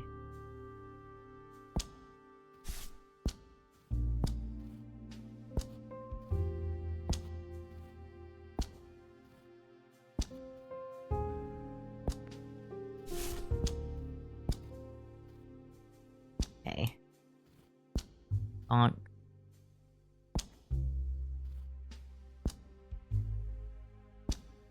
I know these are probably not relevant, but she said... So, time of death. This was... Portogram. But how do we confirm the portogram stuff? That's what's really frustrating.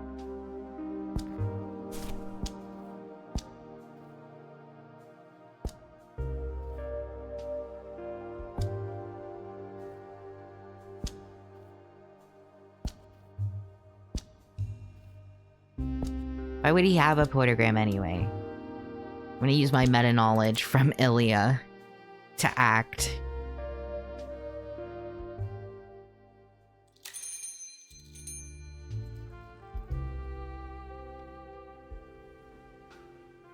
Hey you haven't offered me anything. You need to give me information because I feel like you're the one who has it.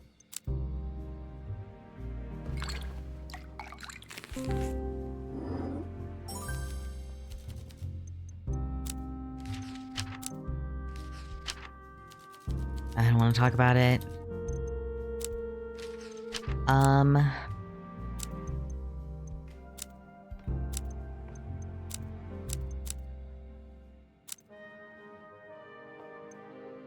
Do you have an alibi? Were you there?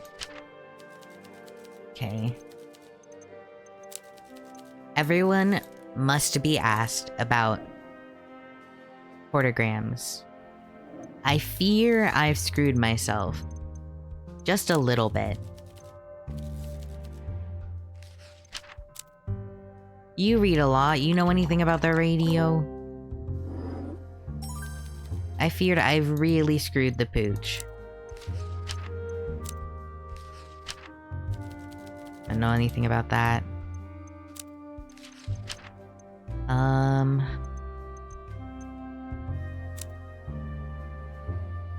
This. I'm sure Clara knows what she saw, but are you really hinging your theory on something so flimsy? I'm sure there are other blonde men in the city. You believe Bjorn is innocent? I don't really know him.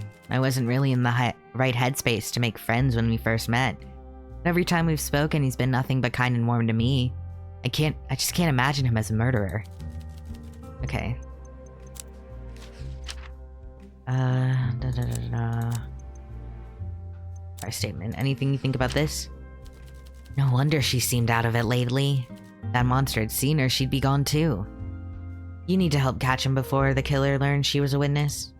Yeah, my word. Good. Clara's a good person. She's been a good friend to me. I can't lose anyone else. Okay. We literally might have to reload and that'll be really frustrating.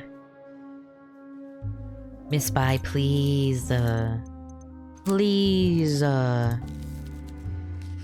you not... Don't you hate one of these? Do you hate one of these, at least? Any of these? She doesn't. I don't think.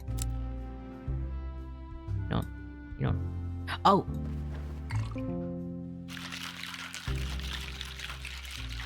I forgot I could just fail. Yes! No, dear. That's all wrong. Please be more careful when you mix the drinks. I forgot I can fail. I'm such a silly goose. You mentioned problems? Yes, I did. Mind indulging a lost disciple of the Mother for a bit? Feel free to speak. Thank you, dear. I knew I made the right decision by coming here.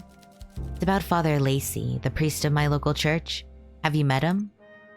I have, yeah. Then you know he's not in the best emotional state, and that leads to excessive drinking. As his bartender, perhaps you are best placed to help with such an issue? Last Friday, I headed for the confession booth after Mass, so I could ask the goddess for forgiveness. And as I reached for the door, I noticed it was padlocked. This had never happened before, so I went looking for Father Lacey. I did eventually find him in the little sanctuary room beyond the nave, surrounded by multiple empty bottles of sacramental wine. Whatever demons he has to battle, that's between him and the goddess. But it pained me greatly to see John in this state. He just looked so upset. I asked him about confessions, and through the slurred words, I gathered he was no longer taking any, and that I should just go home. I've grown so accustomed to weekly confessions that I feel uneasy leaving my sins unspoken, as it were. But there's more to it than that. Faith has been a strong pillar in my life. I know that if I found another priest, I would maintain my connection with the goddess, but I believe the goddess does not want that. She wants us to help the good people who cannot help themselves. People like John. If you have a chance to speak with him, let him know we're all worried about him, will you, dear? Okay. So I'm really cutting it close. I really might actually have to reload.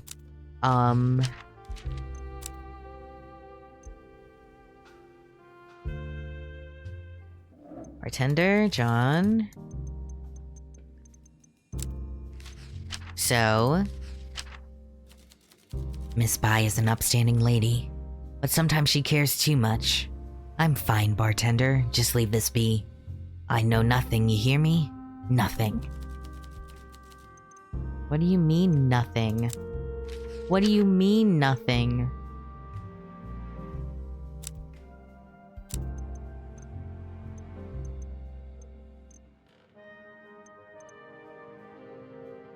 So I got nothing. Oh. Oof. Hugo, help me.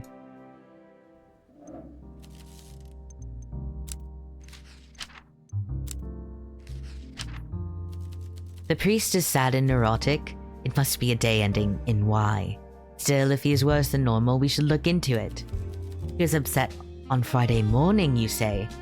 I wonder if there's something to that. Now that you mention it. So what do I do with that if he's not going to talk to me?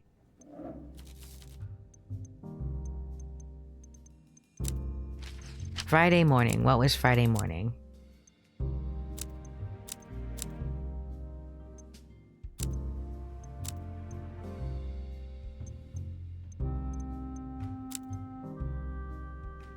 What was Friday morning?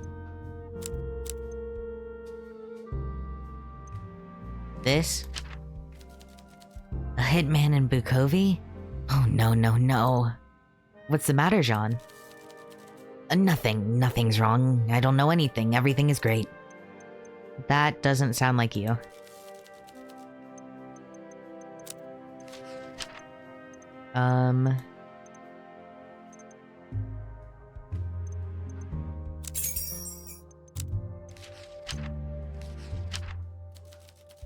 I don't want to think about it. Okay, this is like... I know you know something. I literally... So fucked up with this. I don't want to talk about that. I don't want to think about that. I get it. Incremental wine. Related for recent crimes.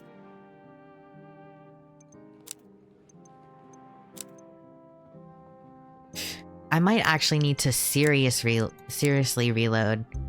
Let me, for alibis. Case 1. A14. Waiting for Ilya. Okay. So, I'm gonna reload. And I'm gonna play and get all my information over again, kind of reach the part I was at beforehand, so that way we're not on a time crunch. So I will see y'all back when I've done all of that. Okay, or if I get something new.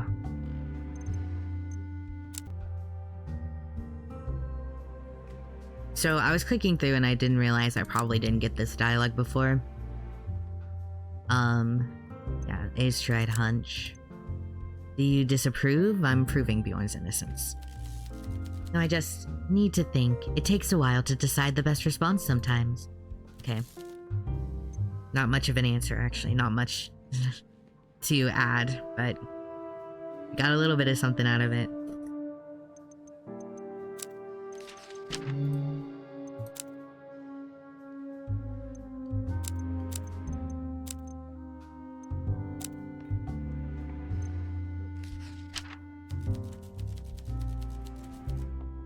Mr. Johansson would do well to read up on the law. His money laundering activities make him an accomplice to fraud, if not worse. He'd better come clean. Perhaps an amicable agreement is possible, though obviously murder complicates matters. My optimism. Okay. Editing that as well.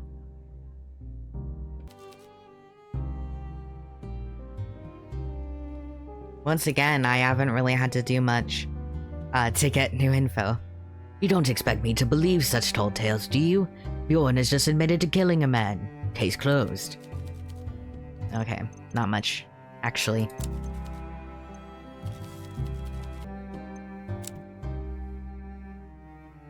Okay, I just asked him about the, what's it? The setup? Now you see why this situation is so difficult. If Bjorn confesses to the police, it's his word against theirs. Will they even believe it was self-defense? I'll find proof. I was so terrified that night. I'm not sure we made the right decision, but in the moment it felt we had no choice. I understand.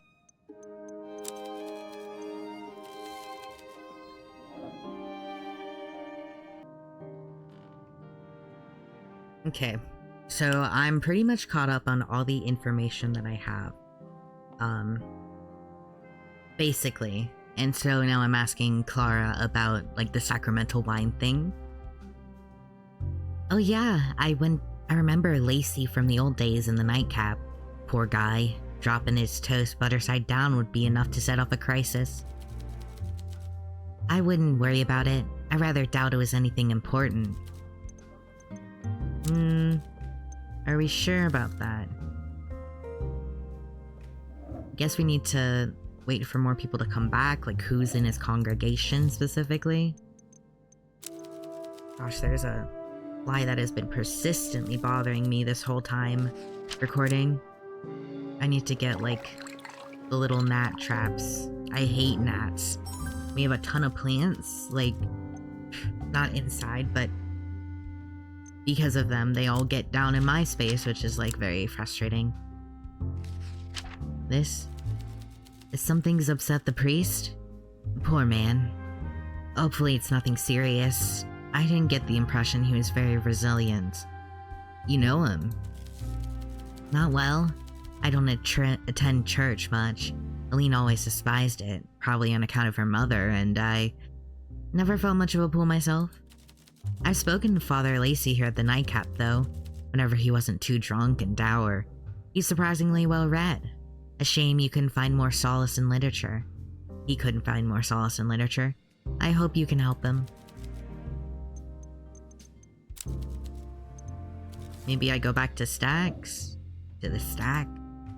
Ask about what happened with John? Because he's on there. Registered. 25 years. Leave absence after he passed away. Okay. Not much we can do with that. I guess maybe is what Hugo said. I'm gonna reread this. Yes, I know. Friday morning. I present him with the murder. Maybe I connect the murder to that. Early Monday morning. What happened Friday? Did Carla, Sunday night? Was that when Carla? Last week. A brutal killer. I don't know, that's possibly an angle? That would make sense, I suppose. Like it was like a week ago. I don't know what they're counting as a week necessarily. Mental wine and Carla's demise. Double homicide. Yes. Terry Lee is up on the morning of the crimes and refused to hold any confessionals. Does he know something? Good. I was wondering why he was here. I can't believe on the 14th day I remembered that I can fail drinks. I've just been so good at bartending, I never thought about it. He's not here. Ugh. Bartender. Yes, let me give you that and ask if we got some info.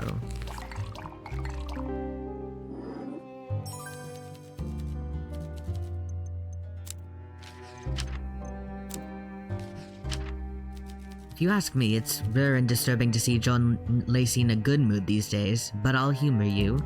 I suppose someone could have made a confession related to the crime. Perhaps even our treasurer. That's a smart assessment. Actually. Very helpful, Vincent. That would make sense. I mean, someone... I don't know. Yeah. Would he touch the sacramental wine? I don't know how bad he is with that kind of stuff. Obviously, he came in here, like, really, like, I don't want to do this anymore. I can't handle it anymore. And he was only able to give confessions that were, like, kind of, like, lighter-hearted. I don't need to do this for Lucas, but I'm doing it in case I want to give him something. I should probably wait. Gosh, I'm losing my mind. The gnat is absolutely harassing me. So if you hear me blowing on my mic, it's because it's trying to get in my face. Just consistently. It's awful.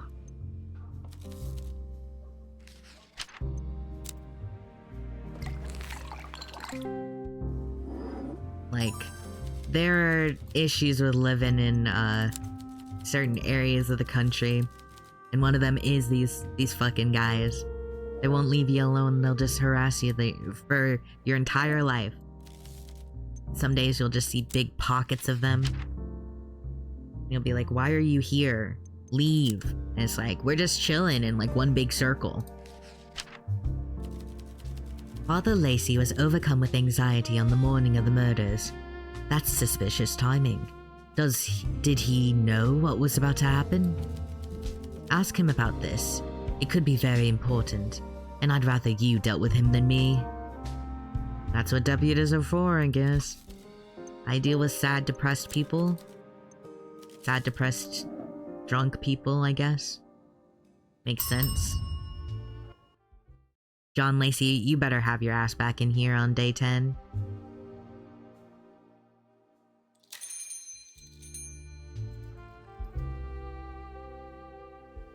Yes. You.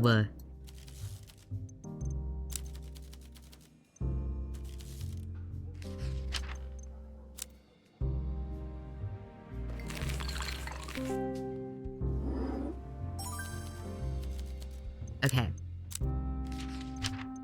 So, what about this? You're asking me about confessions and why they are not open right now? The city is steeped in sin. I doubt the goddess herself could burn it away. Sometimes I wonder if reality is some elaborate joke I am too obtuse to appreciate, or perhaps I am the punchline. I digress.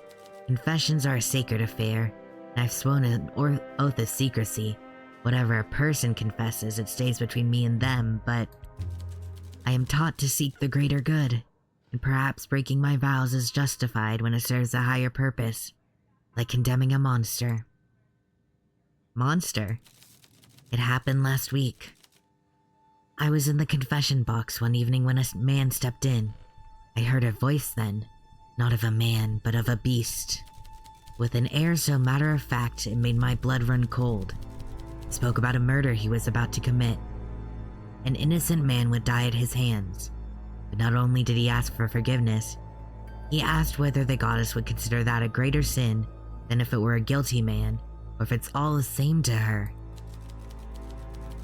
Confessions are about atonement for sin of the past. You cannot ask permission to commit future sins. That's not in the rules. That's cheating. Of course, I did not say this to him. What was I going to do? Become a hero for the first time in my life while in the presence of a murderer? He ignored my feeble attempts to make him reconsider, and asked me how safe I really felt under the goddess's protection. I've never been so afraid in my life. That wasn't even the worst part. What was?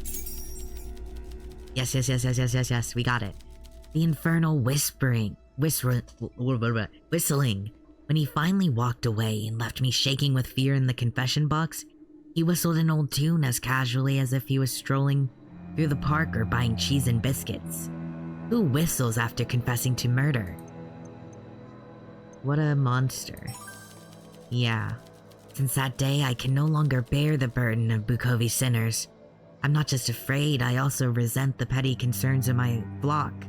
I know how that sounds. But I am but a man, a small one. I just want to drink wine and lie down. Yeah, we all have our limits.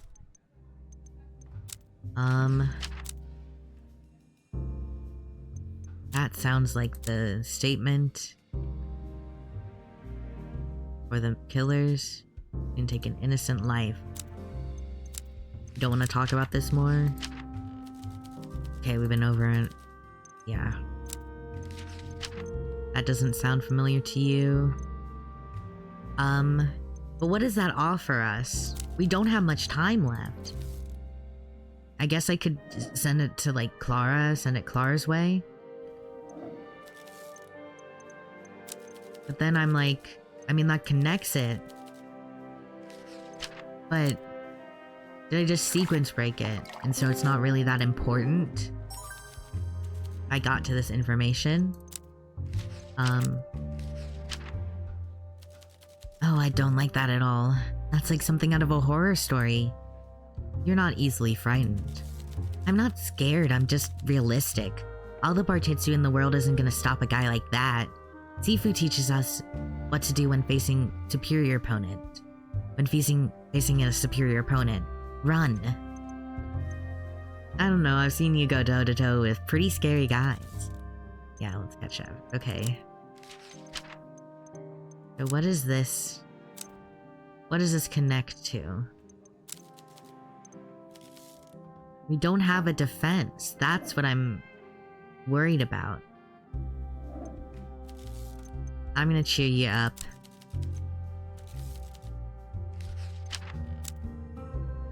Sorry for making you a bad drink. Forgive me.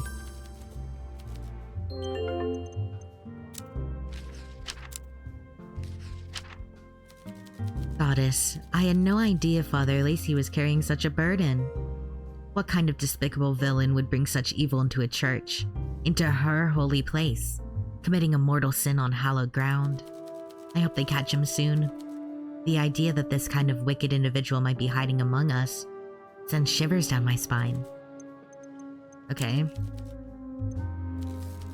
Not loving how I'm not... I'm definitely gonna need to, like, crunch on some stuff. Oh, no. Wait. Did not mean to do that one. Here's some info. Matches Clara's testimony. A killer in a confessional. That's unusual, to say the least.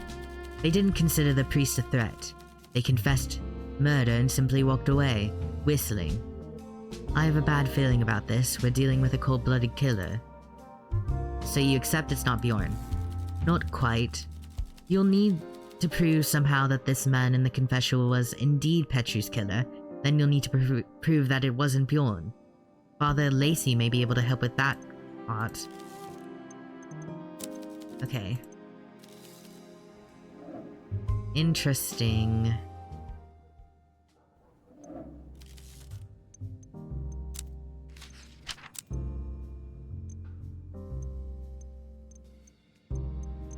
Red-handed. I guess you would know if this is the guy. I don't know anything about that.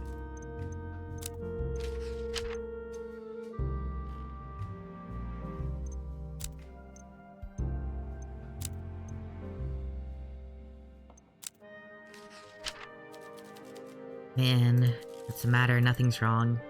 Doesn't sound like you. Okay.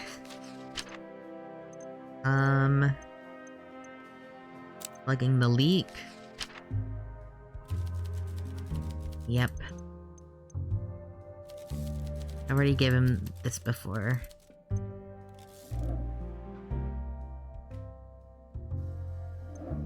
Evening, Ilya. Can you help me, Ilya? Yeah. So we're at a point where, we need to be making the connections. Obviously, we can connect Clara's testimony to, the same one as John Lacey's. So, yeah. A confession from philosophical curiosity rather than guilt, a blatant disregard for social rules in the distress of others, an exploitation of the seal of confession.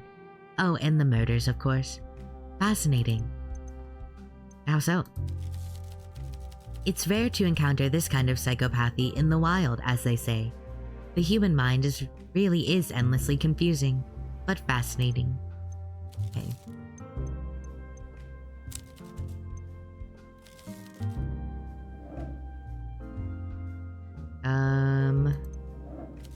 Peter?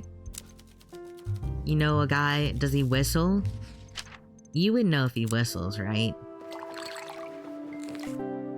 I'm sure. He might have said that before.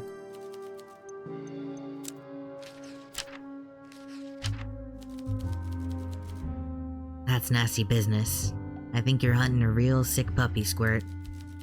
You should leave well enough alone and let the blue-eyed wonder handle this. At least if he ends up 6 feet under, he signed up for it. Hoping it won't come to that.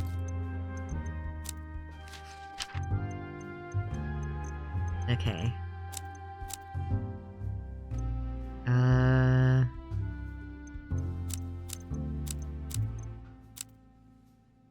Plugging the leak. I think this might be a case where I'll save this right now and then I'll come back if I need to. Save if needed. I think it's more likely that I'm gonna do this connection and then I'm gonna be able to like expand on the info a little bit more. But we have For I Have Sinned, which does sound like it matches Clara's statement. Killer's confession. Killer should be able to help us identify him. Interesting, and that doesn't sound like Vladimir's profile. So if I show him that, I mean, I guess interesting. I need him back, and I know he's not going to be there, which is kind of frustrating. Yeah, he's not there.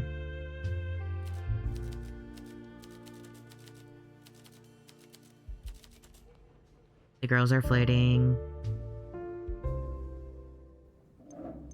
Hey again. I'm really cutting it close again. But I think we can kind of, it's just the portogram, that's the issue. That would be like the big thing. Like the big, like, here's how we get, like, you out of this defense-wise. Boy, am I glad I caught that whistling. So Father John Lacey sat next to some serial killer? I'm surprised he didn't have a heart attack on the spot. Me too. I hope they find him soon. Hopefully it's not Bjorn, but if so, the idea that that guy's still out there gives me the heebie-jeebies. Me too. Okay. Okay. I assume you just mean we ask him about this. Same tune. I agree it's unlikely to have been mere coincidence. Bjorn has a rather distinctive accent, doesn't he? Lacey should be able to confirm whether or not he was a man with but a single conversation. Father Lacey has been avoiding Bjorn. Surely a priest should be able to muster up some courage to defend a potentially innocent man. If not, this is where you work your magic, partner. I'll do my best.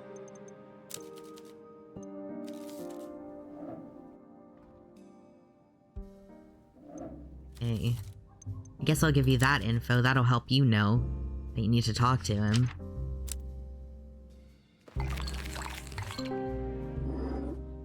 Okay.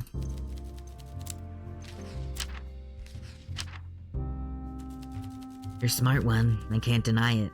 To pick up on a detail like that. So, the man in the confessional was surely the murderer. Once he hears your voice, he'll be able to prove your innocence. I'm grateful that you believe in me, bartender. But did you think he'd be willing to speak to me? I'm gonna talk him around. We need him back. I need you back. Then I can get him to do that. I don't need to do anything here. But that'll be a good alibi, because I was thinking it would be the portogram, but obviously we can't get the portogram. I thought maybe like the radio signals would be recorded, but I doubt it would be that easy. I don't have anything else to talk to you about, do I?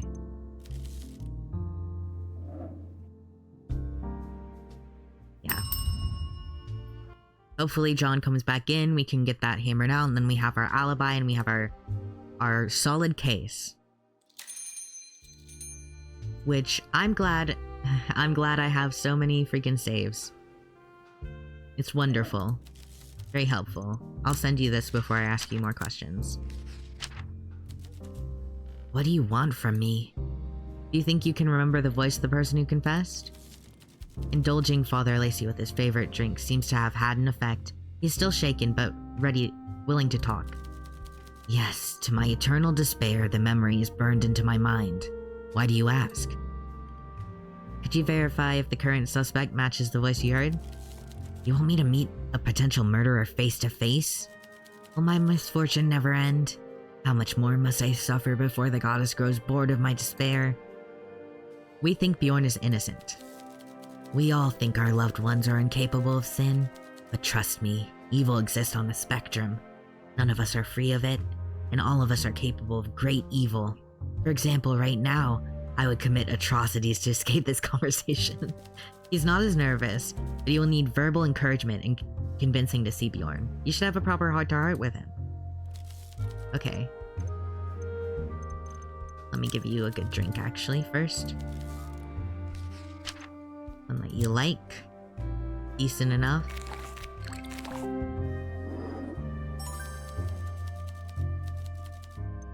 Hey, let's go, buddy. You got it. And what good would come of that? Must the goddess force me to relive my most traumatizing moments? I already broke my oath of secrecy. Why would I let this dangerous man know that? You could consider it a fitting punishment? Could atone for that by helping me. Yeah. Perhaps I broke my oath for a higher purpose. Must I really be forced into impossible choices at every turn? Then punished no matter what I choose? Do I even have a choice now? You can't blame me for fearing for my life after what I went through. It's natural to fear death, even with the promise of the eternal embrace of the goddess. As flawed humans, it is in our nature. I don't want to die just yet. You'll die eventually. What matters is how we live. Bjorn would never kill you. Easy enough to say when you're not present in that confession booth. You put great faith in my safety with little evidence. I thought I was the faithful one. Fine, I have given up, okay?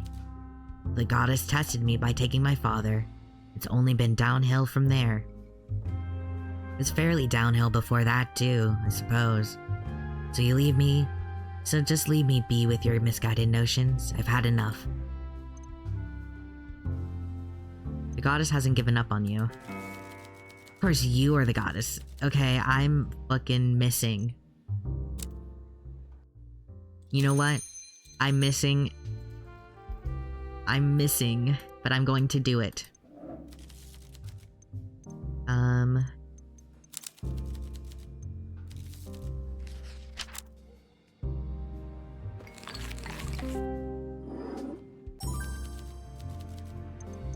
I'm missing and I'm cheating now.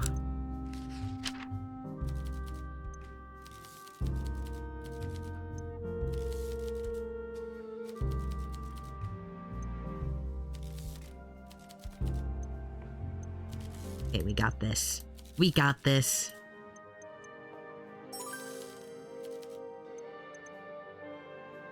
Okay, we all die eventually. What matters is how we live. That is true. The mother died as a human, but the life she lived beforehand was full of care and love for mankind. It is why we remember her to this day. Okay, your community hasn't given up on you. Yeah, Miss Bai is like worried about you. Yes, perhaps. I presume you speak of Miss Bai, yes? And possibly Miss Carmine as well. Misguided in their faith as they may be at times, deep down I can sense some form of concern for me. Perhaps I've addled my brain with alcohol for too long and can no longer see reason. I must remember my duty is not just to listen to my flock, but to lend them my voice as well. You know, if it weren't for operating an illegal speakeasy, you'd make a fine priest, perhaps. Perhaps. Very well, I will speak with this Bjorn and listen to his voice. If he truly isn't the killer, I will even testify in court if needed. My thanks.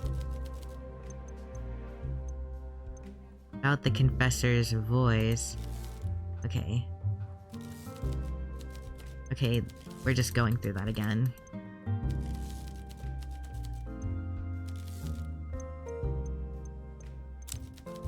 I guess we'll ask Bjorn, or we'll ask him next time. So... I need the alibi. I guess I'm waiting on the alibi. Lucas, can you give me the alibi?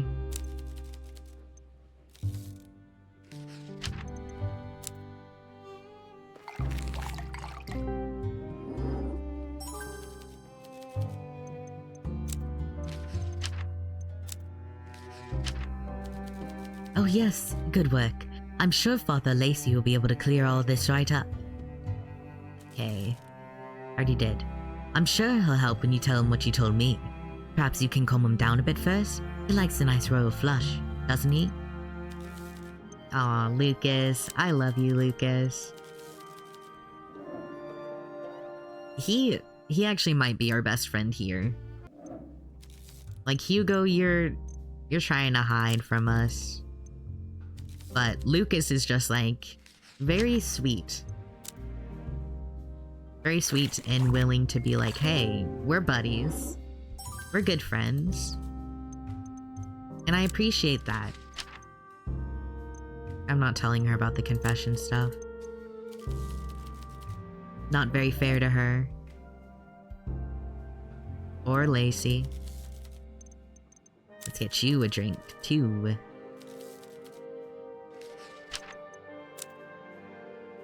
Okay. Whoops. Whoops.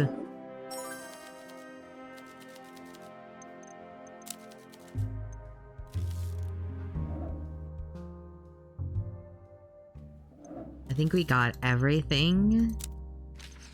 I just have to wait for them to talk.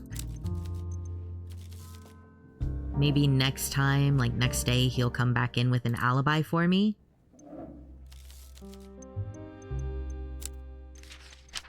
Here, this. You might like this. Petru's murderer spoke to Father Lacey. It seems the moment of truth is at hand. I hope you are prepared to pragmatically accept his verdict and the truth. There will be no gloating from me. I take no pleasure in seeing you betrayed by someone you fought to defend, even if it was against my better judgment. I only tried to shield you from that. I'm sorry. Okay, you'll prove it. Prove the innocence. I think this is like the moment where you make your character development, Vincent. Yes. After everyone else has gone home, Father Lacey takes a seat in front of you. He looks equal parts nervous and determined. I'm ready. Where's this Bjorn you wanted me to meet? He should be here soon. Just as you finish pouring Lucy a drink, the bell rings and the sound of Bjorn's heavy footsteps echoes through the room. John swallows, trying to steady his breath. The huge figure sits down next to John, dwarfing him. He looks quizzically at the priest, then turns his attention to you. Hey there, pal. Why'd you call me over? I wanted you to meet John. John avoids eye contact, but you can see his shoulders relax as soon as he hears Bjorn speak. His fear dissipates, and in its place, relief and sympathy. I heard you were going through some troubled times, so our mutual friend here believes a talk with a priest might help ease your mind a bit. I trust you're familiar with confessions? While it's unusual to have a third party present, rest assured that nothing you say will be disclosed outside the circle of those present here. Can't say I've ever done this confession business before. It's not something we have in Scotcha, but I get the gist of it. All I do is talk? Correct. Speak to your heart's content about actions you've taken that you regret, and I will listen. Alright then. Goddess, this is a bit sudden. John winces as Bjorn takes her name in vain, then settles again. Bjorn lets out a deep sigh and begins to speak. I did a terrible thing. Not because I wanted to, but because I felt trapped and desperate. I told Lucas already and he said I should keep it quiet. It's been bothering me, you know? Still, recent actions don't bother me nearly as much as the other thing I did. I didn't mean to, Bjorn's breathing becomes ragged. Whatever he's about to say causes a lot of stress. For a moment, it looks like he's about to force himself to speak, but Father Lacey puts a hand on his shoulder. Let your heart be at peace, Bjorn. Being forced to kill in self-defense is not a sin. The goddess doesn't judge you. You've been through pain, and she is with you to help you heal, not to cast blame. I'm not too sure about the meaning of any of this, but I do feel better after you said that. This goddess sounds like a kind old lass. She is. She's made sure that those who have found her can reach out to those who haven't. Today, that would be me, I suppose. That's mighty kind of you. I wasn't sure what to expect when my pal called me over here, but I'm glad I accepted the invitation. If you excuse me, I need to go home and lie down a bit. Sorry about wasting the drink. I'm afraid I've lost the taste for it. Bjorn gives up and gives a courteous nod toward Father Lacey, who gently smiles back. Then he heads out the door, leaving you alone with John. Shame about that drink, for it seems I've lost my thirst as well. Still, what matters most here is that I confirm the person who confessed to murdering an innocent man was not Bjorn. I couldn't detect the Scottian accent during the confession. There's no glee in his voice when he spoke of his sins. You believe he's innocent then? That remains to be seen. While it's true he's shown remorse, this intense reaction usually only happens when the confession is about something deeply disturbing. Why didn't you let him finish? Despite what I said, this wasn't a true confession. It's clear he hasn't accepted what has happened and we're in a speakeasy. Confession should be done in a church after you've had time to think about your actions. Should he wish to experience a true confession, let him know he's more than welcome in my church. I will open the booth again on Fridays. I'll do that. Yes, awesome. As for his trial, you can count on me to provide some semblance of defense, provided that whoever told you about the whistling also appears. Shouldn't be a problem. Wonderful. Now then, it is late and I have to go home. May the goddess be with you. He gets up, adjusts his clerical collar, and gives you a brief smile. As he exits the speakeasy, you can't help but grin at the unfinished drink sitting on the counter. Yay! We'll make you sodas. I would love to make you sodas instead.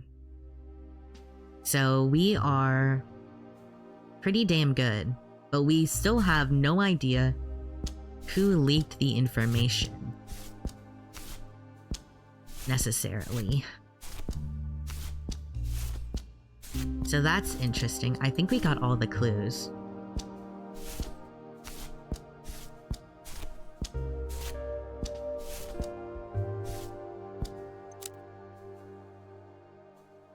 So I'll present that to Hugo, and then I'll present the case.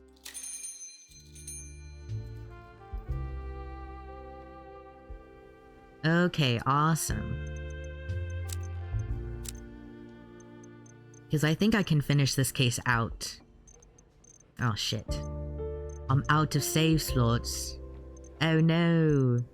Well, goodbye, case 1.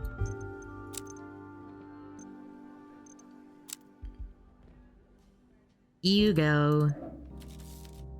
Check this out. I'm impressed. If not for your diligence, Bjorn's name may never have been cleared. Seems I put my trust in the right person. But I'm afraid we're not out of the woods yet. Not by a long shot. But we've proven he's innocent. Petru was Bukovi's treasurer.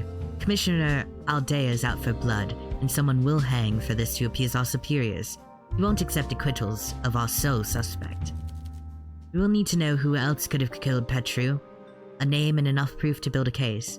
Without that, Bjorn's life still hangs in the balance. We're good. We're so good. Just let me feed my friends first.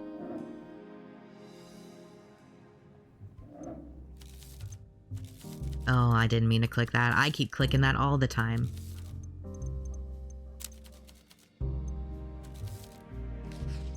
Okay.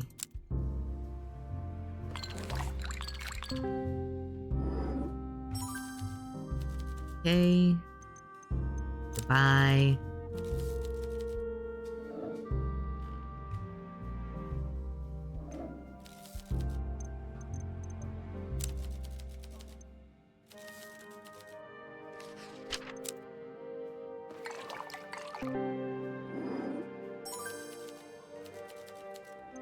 Yeah. I'm thinking, there's no way. I truly... You are my issue here. I'm gonna take a sip.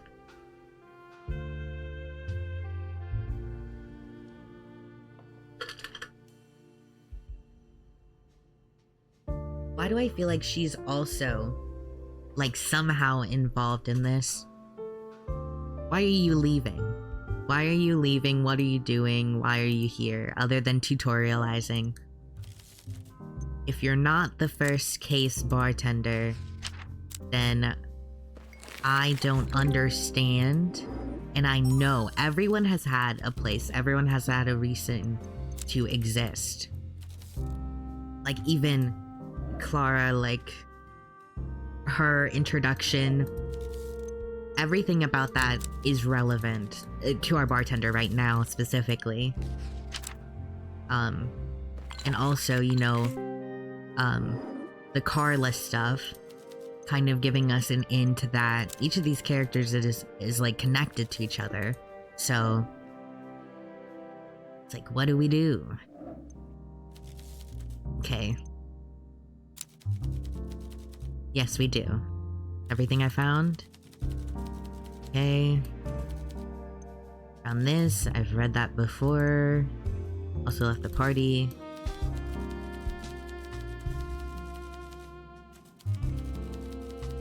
Need to consider motive. It's against us. The meal stuff. They stop coming in. Which brings me to my last question. What could possibly prove Bjorn's innocence? Father Lacey is willing to testify. Lacey spoke to Petru's killer during confession and can confirm that his voice doesn't match Bjorn's. Though the seal of confession is meant to be absolute, the laws of Sara supersede the laws of any church. If the father is willing to prioritize Lady Justice over his goddess, that's his right, especially if it helps solve a murder. Will Clara appear as well? Absolutely. She's a primary witness after all, but how is this related to Father Lacey again? It will involve whistling. Ah, right. They can both testify to hearing the same song being whistled, proving that the killer in the confessional booth was the one leaving Petru's room. That might just work. Alright, that's everything I need regarding Bjorn. Are you sure about all this, or would you rather take it from the top? Let's keep going. Very well, assuming Bjorn is truly innocent, who is our real culprit? A hitman named Vladimir Braz? A hired killer? Do you have any leads on where to find him? Time is of the essence if we make an arrest. He's the man inside the furnace. A Rusalkan hitman killed by Bjorn in self-defense. But why would he have been after both Petru and Bjorn? Corrupt officials wanted to tie up loose ends.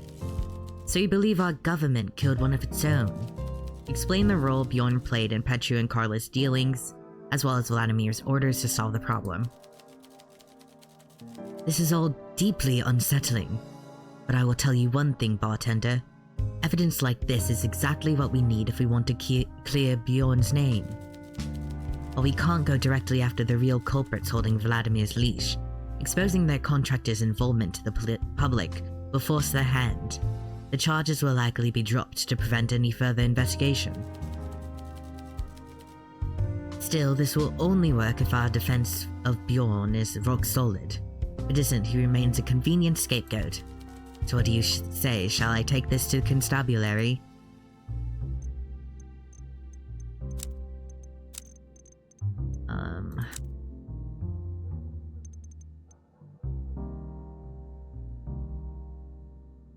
Final decision.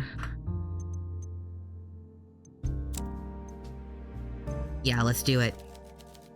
I promise I will do everything in my power to ensure justice prevails. Thank you, Detective. For what it's worth, I'm confident you did everything you could. I'll take it from here, partner. Let's hope this works.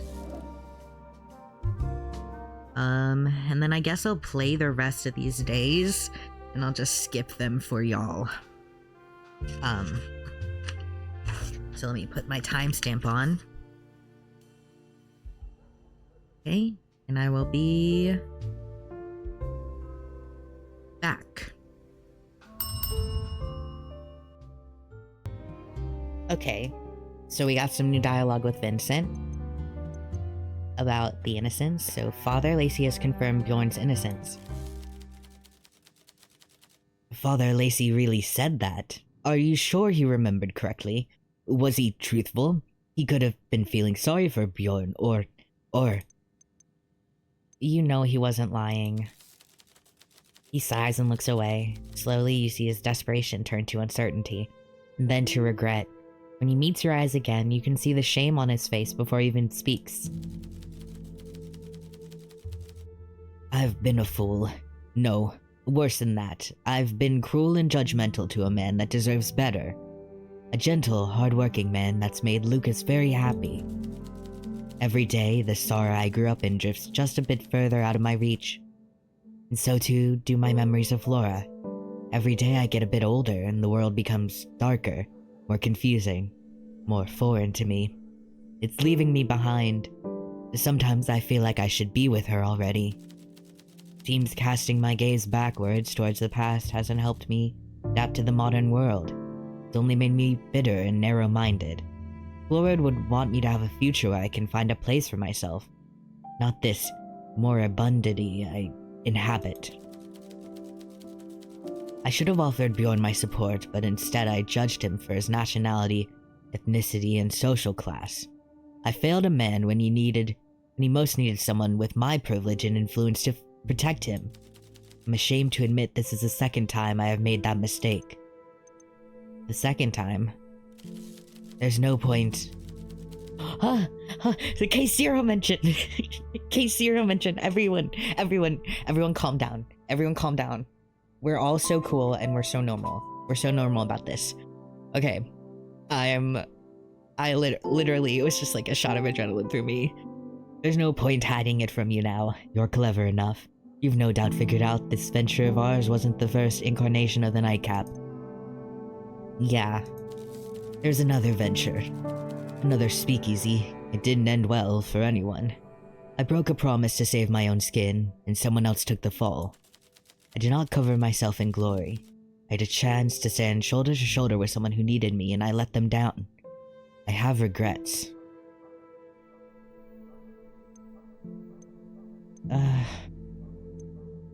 Protected everyone involved. I understand why you did it, even if it was wrong. It's not great.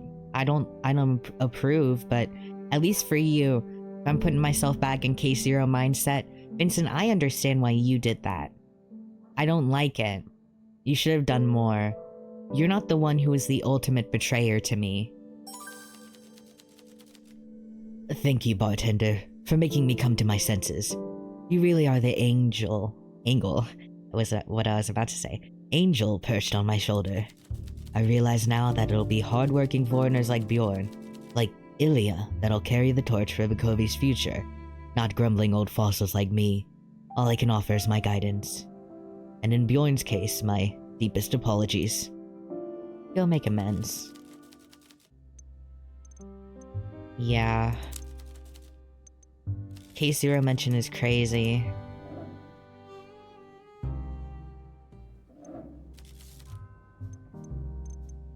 That's the most we'll get from it. The most someone shows, like, actual regret towards what happened. And, you know, I feel that from him. I felt that from him. He cares more. That's why he chose us. And kind of, like, his attitude towards us. I mean, I feel that a lot.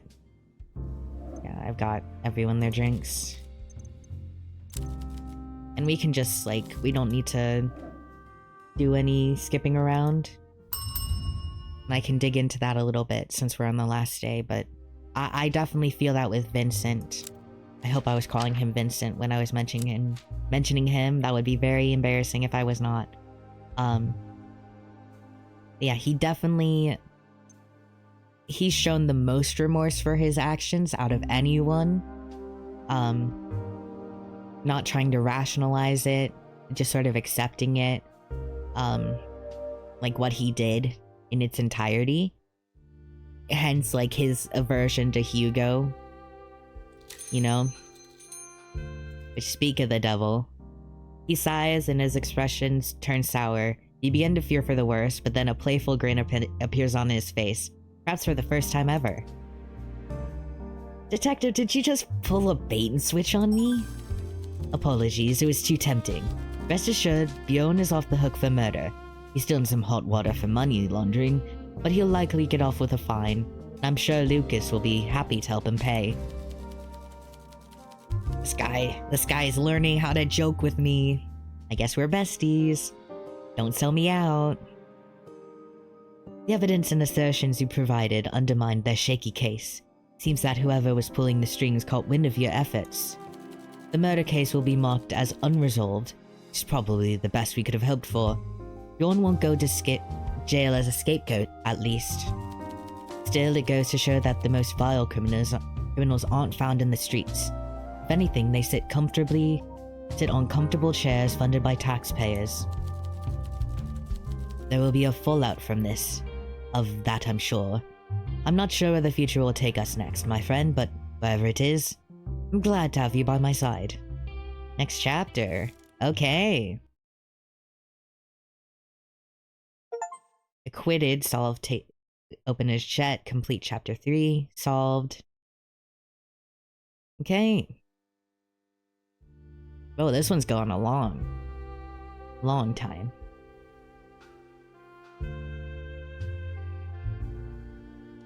It's been a year?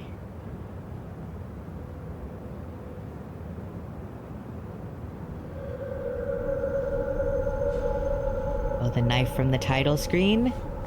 Is that the knife from the title screen?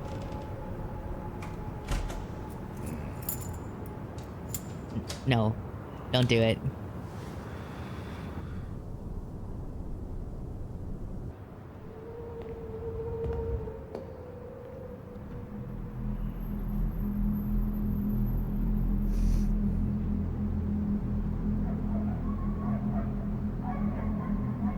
Don't do it. Don't do it.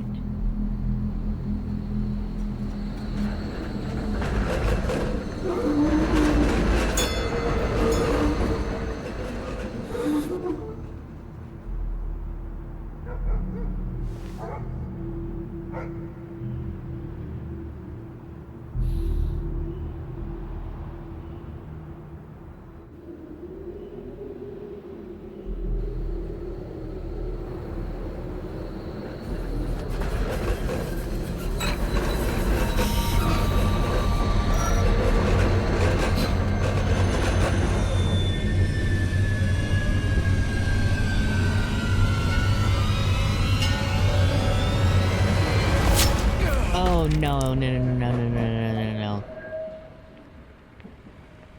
no. All days pass through the Dante's shutter. Oh god, I wish I could have read that. Best served cold. They said the thing.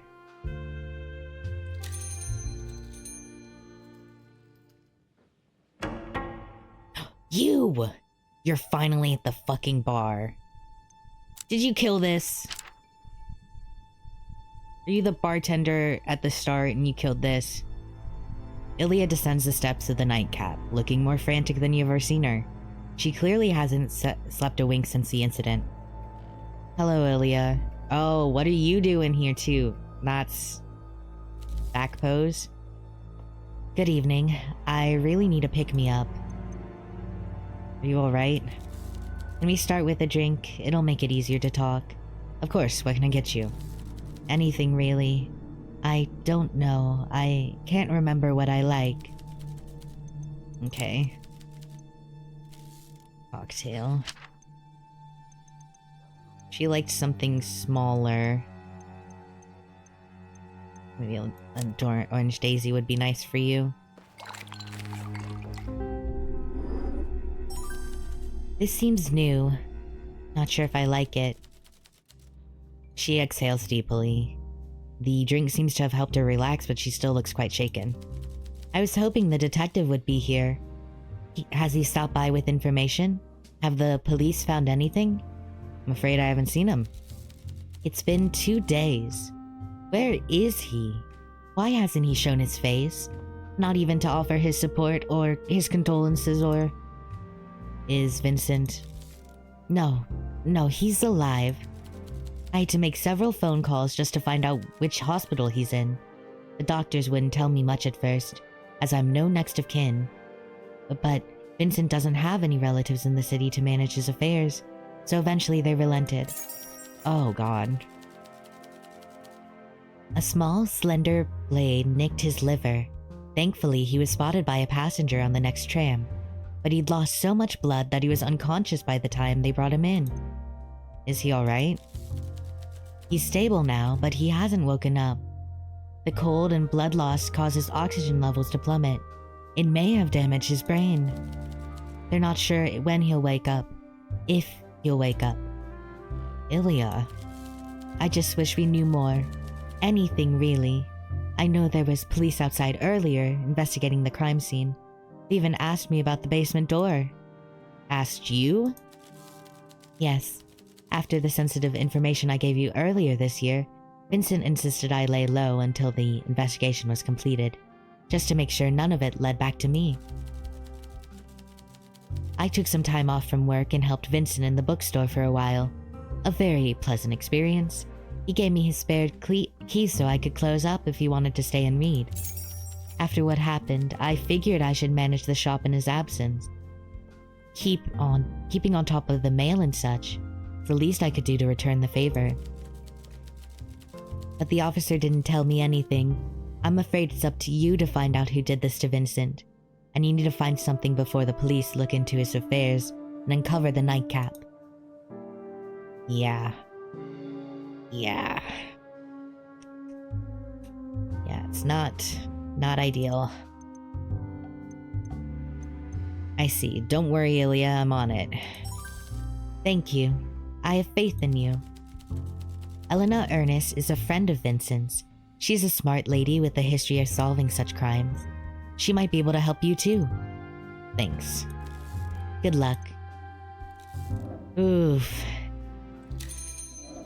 Ooh, my gosh, just constant.